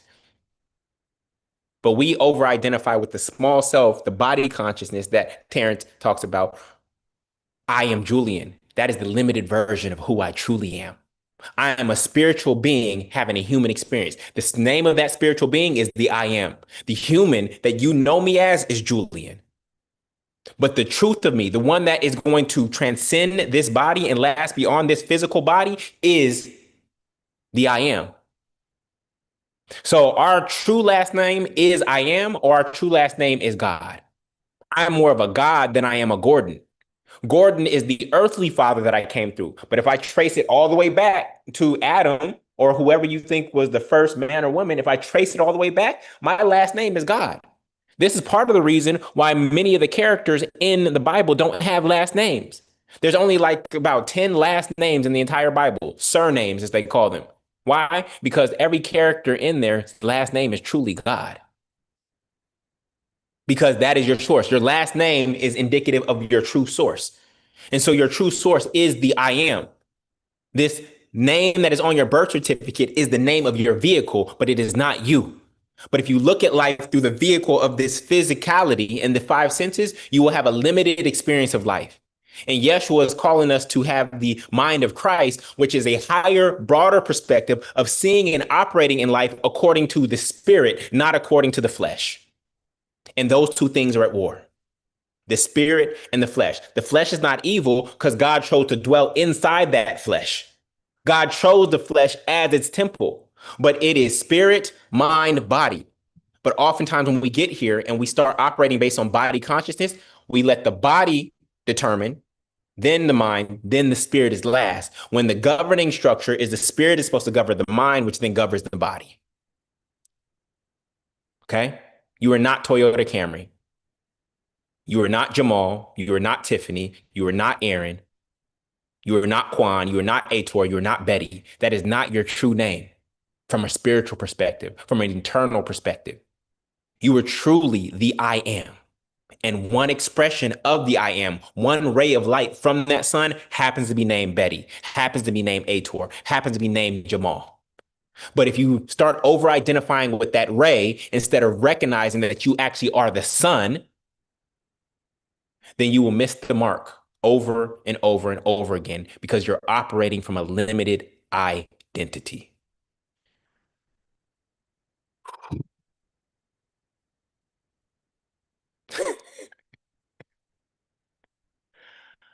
Whew.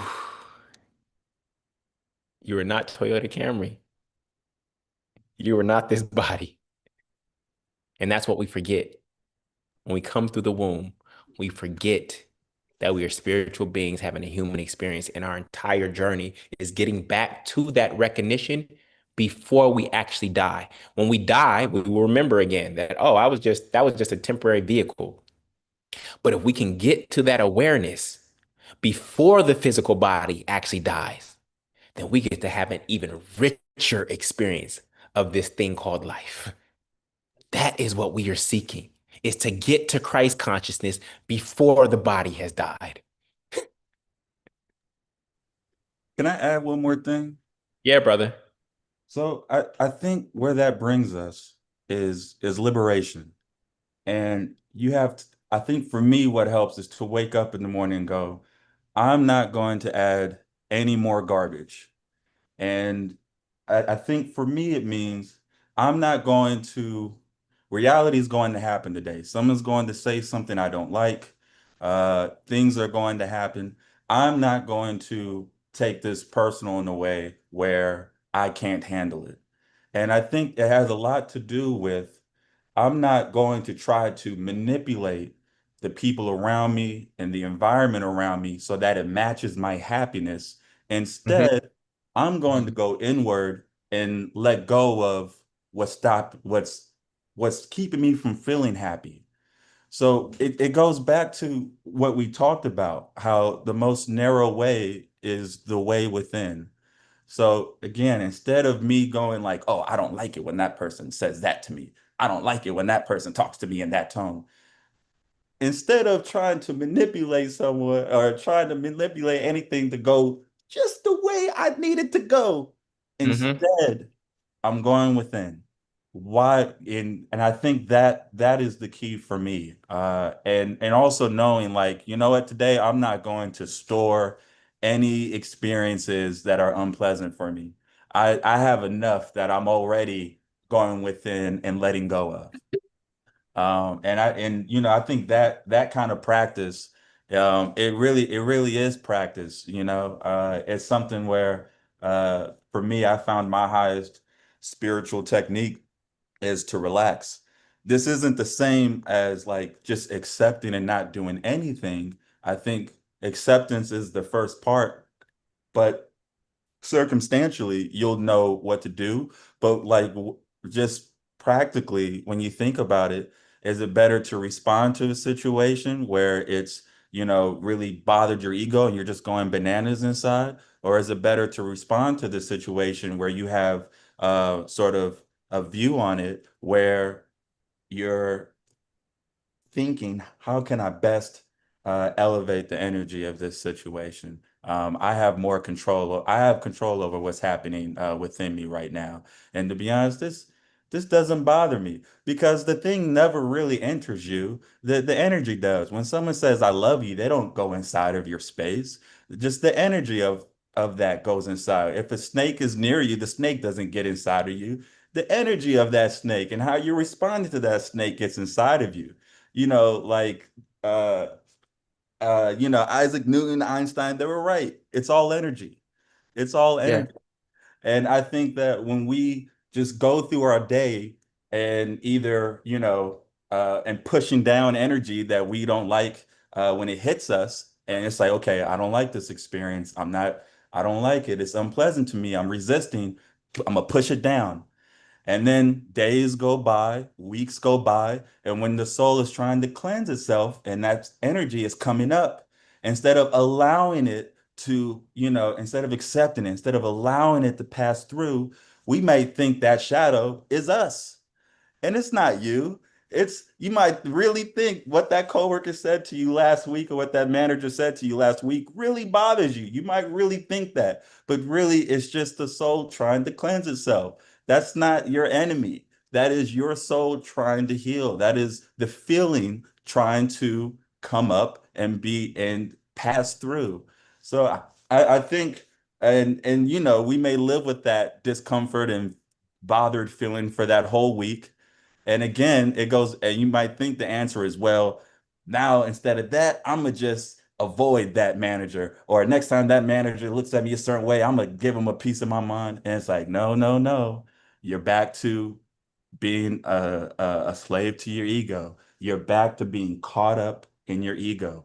It's like, stop using your God consciousness to stare at your ego. You don't have to stare at it.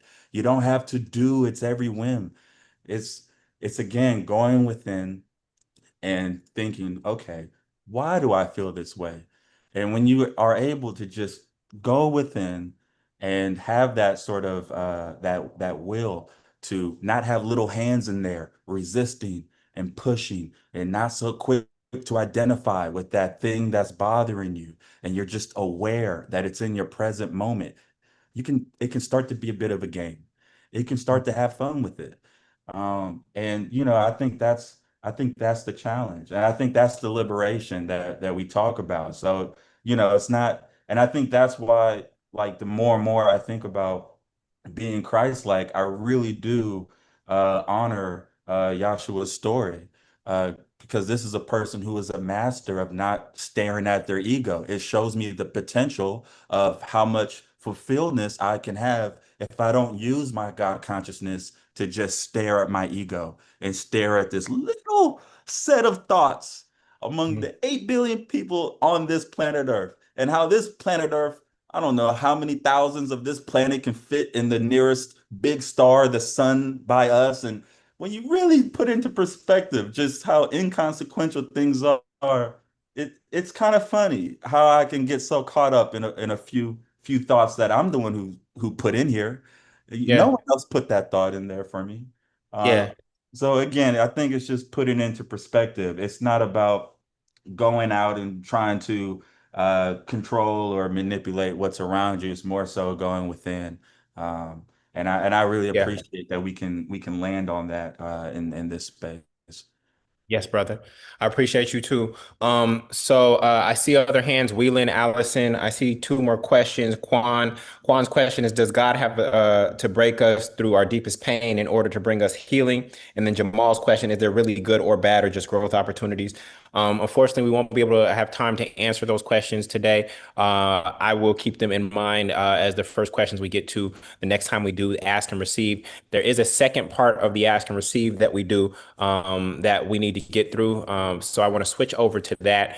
This has been so enriching. I mean, we got to one, astrology, finding peace and letting go, books of the Bible left out, and what was the other question? And then we got to comparison and jealousy.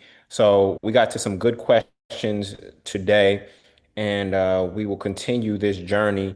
I feel like we need some more ask and receives because this hour and a half it felt way too short. I feel like we could go for 3 hours with this kind of study because this space is not available in most religious spaces at this time.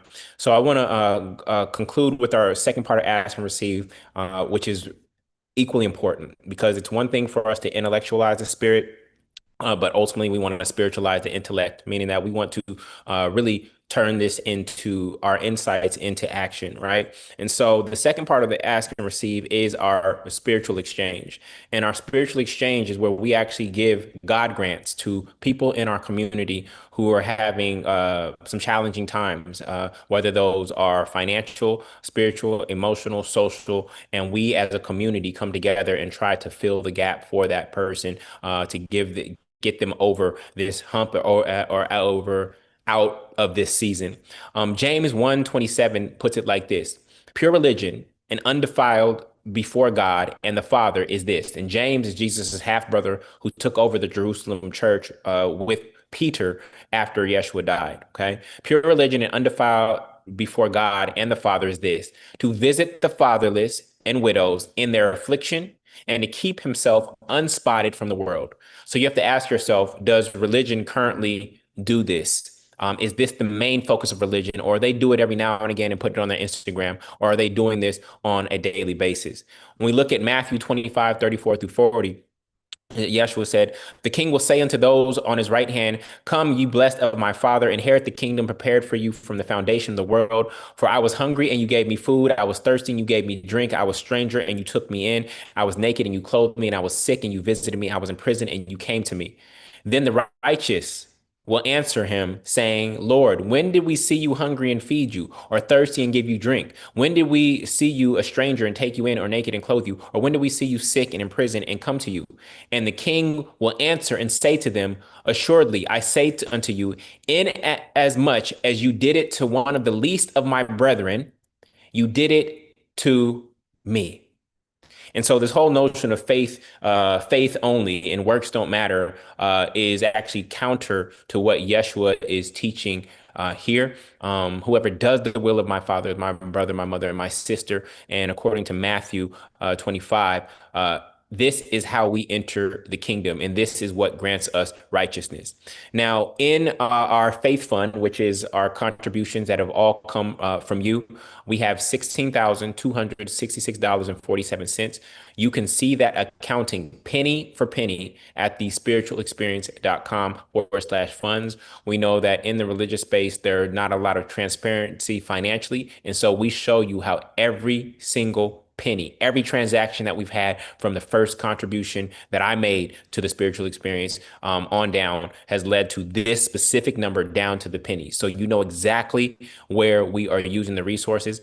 91% of the contributions go to actual people in our community and outside of our community who need help. And only 9% goes towards the mission, meaning Zoom accounts, hosting, email providers, and things of that nature. So we pour out. We receive and we pour our resources, our abundance into a collective pot, and then we pour out.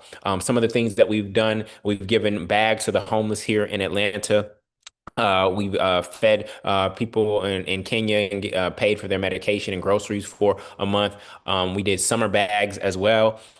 We did summer bags here in Atlanta as well. And then other ways that we've contributed, including we paid for car parts. Somebody had an engine part that was expensive that was keeping them from getting to work. We paid for the car part, rent payments, moving expenses, groceries and food, transportation. We paid for bus passes for a month, school supplies, therapy, etc. And so I'll give you the opportunity to give in just a second. Acts 2:44-46 says, and all that believed were together and had all things in common and sold their possessions and goods and parted them to all men as every man had need. And they, continuing daily with one accord in the temple and breaking bread from house to house, did eat their meat with gladness and singleness of heart. So this is what we are aspiring to do as a community, not asking you to sell all of your possessions, but when you have abundance, we ask you to pour it into the faith fund so that the faith fund can then pour out. Now, oftentimes in the faith fund, oftentimes when we give to the most destitute, right? We give to the homeless who are sleeping on the streets and things of that nature. And that is good, right? The homeless, the widows, the foster youth who don't have family, right? But when we do that, sometimes we overlook people who are right here in our sphere of influence, who are literally in our cell phones or in our community right now, which we consider neighbors and friends. And so we don't want to overlook the people that are in this community who need help at this specific moment. For whatever reason, life knocked them off their feet and they aren't able to make a rent payment. They aren't able to keep their lights on, cell phone bill, etc. Right. And so this is the opportunity to give to the faith fund. And you're not just increasing the pot. We're actually going to give out resources here and now. We are a resource for the source, and the source has been a resource for you. And so it is poured into you. And so we ask you to pour into this collective pot. Now, what this does is when we pay for somebody's rent, right, because they are short this month, it means that you, even if you've only contributed $1 to the faith fund, you have paid somebody's rent that month. Right. So in the faith fund, we look for participation more so than amount. So we want everybody to participate. So now when somebody gets a need met, that need is being met by hundreds of people who poured into this singular pot, not just one person who just happened to have it and could help. Now that's a beautiful thing and that happens all the time. But even if you could only give $1 right now to the faith fund, when we disperse that dollar, just like the woman who gave two small coins and put it in the treasury, and Yeshua said she is given more than those who were giving greater offerings. This is what we are focused on here. We want to collect collectively and then give when needed. And who knows, we never pray this for you, but one day you may be on the receiving end of a God grant, receiving back from a pot that you poured into, right? So this is the beauty of what we do here. We also are aware that money can be positive or negative enabler. So we look at Acts 3:27 when the man was sitting at the temple and Peter says, "We can't give you money, right? But I can heal you right now, right? Which is more valuable?" And Peter healed him, right? So we know that there's different types of needs. There are spiritual needs that some of you have right now. There are love, prayer, healing, rest. There are mental needs that some of you have: mindset, information, teaching, coaching. There are emotional needs that some of you have: therapy, connection, community. There's financial needs that some of you have: a bill, cell phone, rent, car note. And then there's physical needs that some of you have: food, clothing, shelter, and safety. And so we want to open up the opportunity right now. If there is anybody in the community who has a need that they need help with, please raise your hand. Feel free to share where you are, your name, and where you are, and what's going on and how you think we can help. All right. So go ahead and do that. We'll do two people. We'll do two people. Anybody have a need?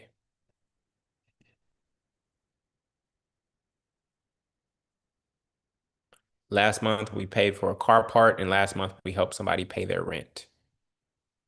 Okay. And you can see those transactions at thespiritualexperience.com/faith uh, funds. Okay. Anybody have a need in the community right now? I know this requires some vulnerability. It requires some humility. All right, Shah, you're unmuted. Can you hear me? Yes, how you doing, family? I'm well, thank you. Thank you, Julian. Thank you for everything. Um, what my need is that I'm in an apartment with my daughter, but I have to leave at the end of, but before the end of July. Now, it's not that I don't have, I have can pay the rent, but they ask for security. Right now, the party is she's helping me, and it's $1,800. And I I can't, I have 1,800, but I don't have the security. Okay, understood. Okay. Understood. So, what we would ask, Yes. given that it's security, and Hmm. it doesn't matter how long you end up staying, what we'll Yes. do, normally we only give a certain amount, but given that Okay. it's a security deposit, what we will do is we will give you the 1,800, and when you do move, Yes. and you get it, we ask that you circulate it back through the community to so that we can give to someone else. I will. Is that okay? Yes, that's perfect. All right, cool. So go ahead and fill out this go ahead and fill out this form at thespiritualexperience.com/, God grants. I'm going to put it in chat right now.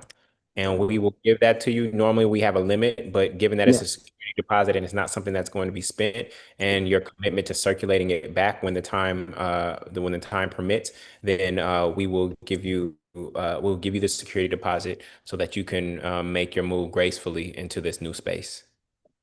Thank you. Thank you so much, Julian. I You're hesitated. welcome. I wanted to ask long ago, but I hesitated. But I am find myself in a place now that is so close that I Do really need the not- help. And I appreciate you being there. yes, Thank you, family. do not hesitate. Family, do not hesitate to ask for help. Do not hesitate to ask for help. Okay. So we're going to give Shah 1,800 as a security deposit. Normally we have a limit, but again, this is a unique situation since it's just really a hold so that she can get the apartment. Okay. Next up, Allison. Hello, good morning, everybody. Hey, Allison. I'm looking for information. Okay. So, um, I've raised two children in the United States, so I know about that, but I am now taking on the responsibility of my godchildren that Okay. are United States citizens, but spent all their years in the Caribbean, in Trinidad and Tobago, and Okay. their transition here. I'm looking. It's kind of difficult trying to get them into college, and the trans one the older one, she has some university experience, and they're not transposing her certificates the way it should. So I'm looking for someone in that field that can guide us through how to get her into.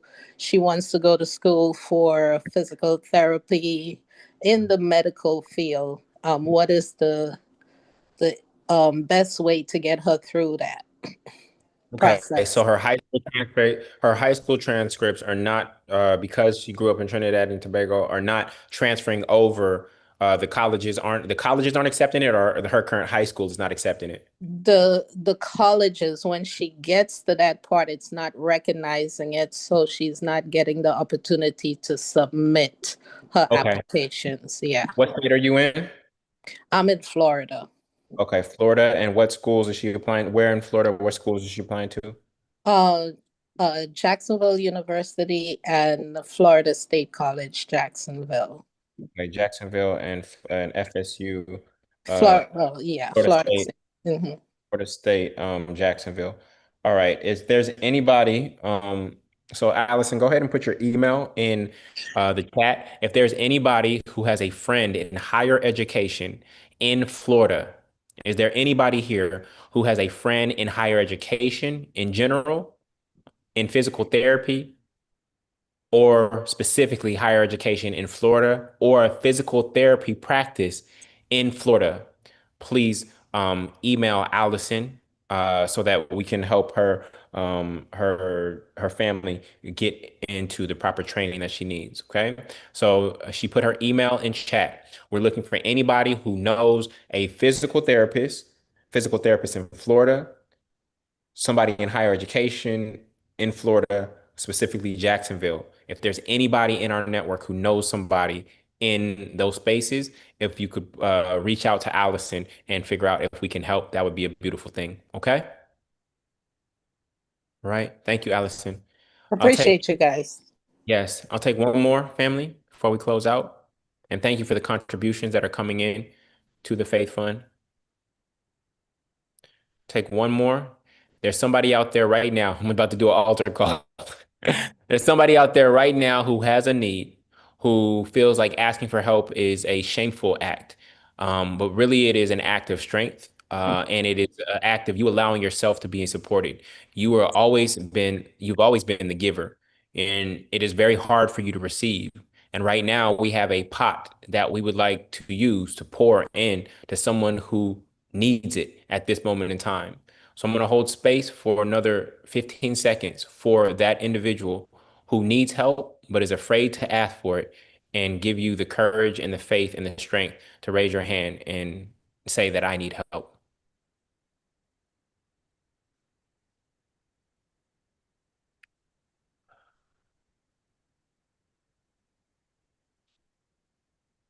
Ten seconds.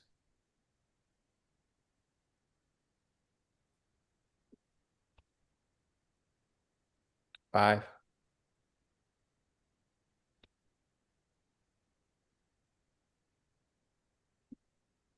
Okay. So, given that, I want to say that we must be blessed to have the opportunity to receive, whether it's emotional support, financial support, mental support, etc., to have the opportunity to receive and nobody feels like they actually need it in the moment is a beautiful thing. That shows Julia, how, sorry, yes. I have my hand raised. Who's that? Sorry, Oh, it's Jam. Jim, what's going on, Jim? Um, sorry. I know I need help, but it's a hesitation. I don't know why. Or maybe I do know why, but I just don't want to say. to be, Okay. but I do need help. But the help that I need is advice, Okay. In what way? Around what area? finances, Okay. like What's going on with financial advice. like multiplying, Huh? multiplying money, saving Yeah, money, making money? Which yeah, one? yeah. I want to multiply money. Okay. Um, I have been like in a space where I have, my thing is education. I always look to read. I always like look to listen to folks, to, people who are in that space where I want to go, things of that sort. Yeah. Um, but I need like it to be like fine-tuned to my specifics. Okay. Understood. So So yeah. So Jim is looking for support from if there's anybody who's a certified financial planner that is here and is open to having a time tithing and giving Jim an hour of their time to look at her finances and seeing where the opportunity is for her to multiply. Jim, if you could put your email in chat for us. Is there anybody here that's a certified financial planner that is willing to time tithe an hour of time to Jim to support her in figuring out what's the next best step for her and her finances? And if not, if we do not have any certified financial planners in the community at this moment, if you know of one, Jim is going to put her email address in chat and just copy it and open up a blank email and paste it in there. And on Monday, please make an email introduction between her. Actually, ask your friend first if they're willing to contribute 30 minutes to an hour of time to talk to somebody in your community about their finances. Jim has posted her email address. Is there anybody who knows a certified financial planner that they can make an introduction to? Ultimately, I would like an app to be able to facilitate the non-financial ones. So Lee said yes, Jim. So Jim, Lee is going to copy your email address and he's going to make an introduction on Monday or Tuesday, okay? All right. All right. So with that, family, with that, we are going to close out. Can in chat today was powerful. Today was powerful. Can in chat, can you put your greatest takeaway from today? In chat, I had takeaways from today. From Brian, from Terrence. The questions were great. In chat, put your greatest takeaway from today. I'll read those off as we close out.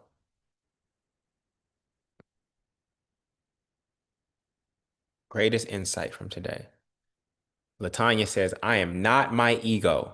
Yolanda said, how astronomy connected to the spiritual experience. Living in God's light and not the ego. Reminder, the power of identity.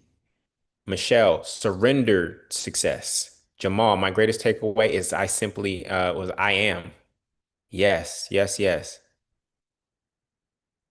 Sequoia says, this conversation confirmed and affirmed all the things I've said about our God. Beautiful. Kimberly said, forgiveness of myself and others. Beautiful. These are all in alignment with the teachings of Yeshua and what Yeshua focused on. And as we seek to become more Christ-like beings, that is our model, that is our older brother, that is our blueprint, that is our template, that is our example. And so I thank each one of you for going on this journey with me and with us. And I wish you a blessed, blessed week. We will be back next week and praying on whether we're going to finish up our word study on salvation or we're going to do brothers in the Bible and sisters in the scriptures this month. Not only did it have 5 weeks, we weren't able to get together our community service project this month. So we're going to figure out another month to do that. So I'm praying on whether we'll finish up our word study on salvation or we'll do brothers in the Bible and sisters in the scriptures. We took off Father's Day. We take off Mother's Day and Father's Day, so that threw some things off this month. All right. So love you. Wish you a blessed, blessed week. Join us for New 260 on Friday. Join us in Brooklyn on Saturday for Purpose to Paid. And I will see you all soon. All right. Much love, everybody. Peace.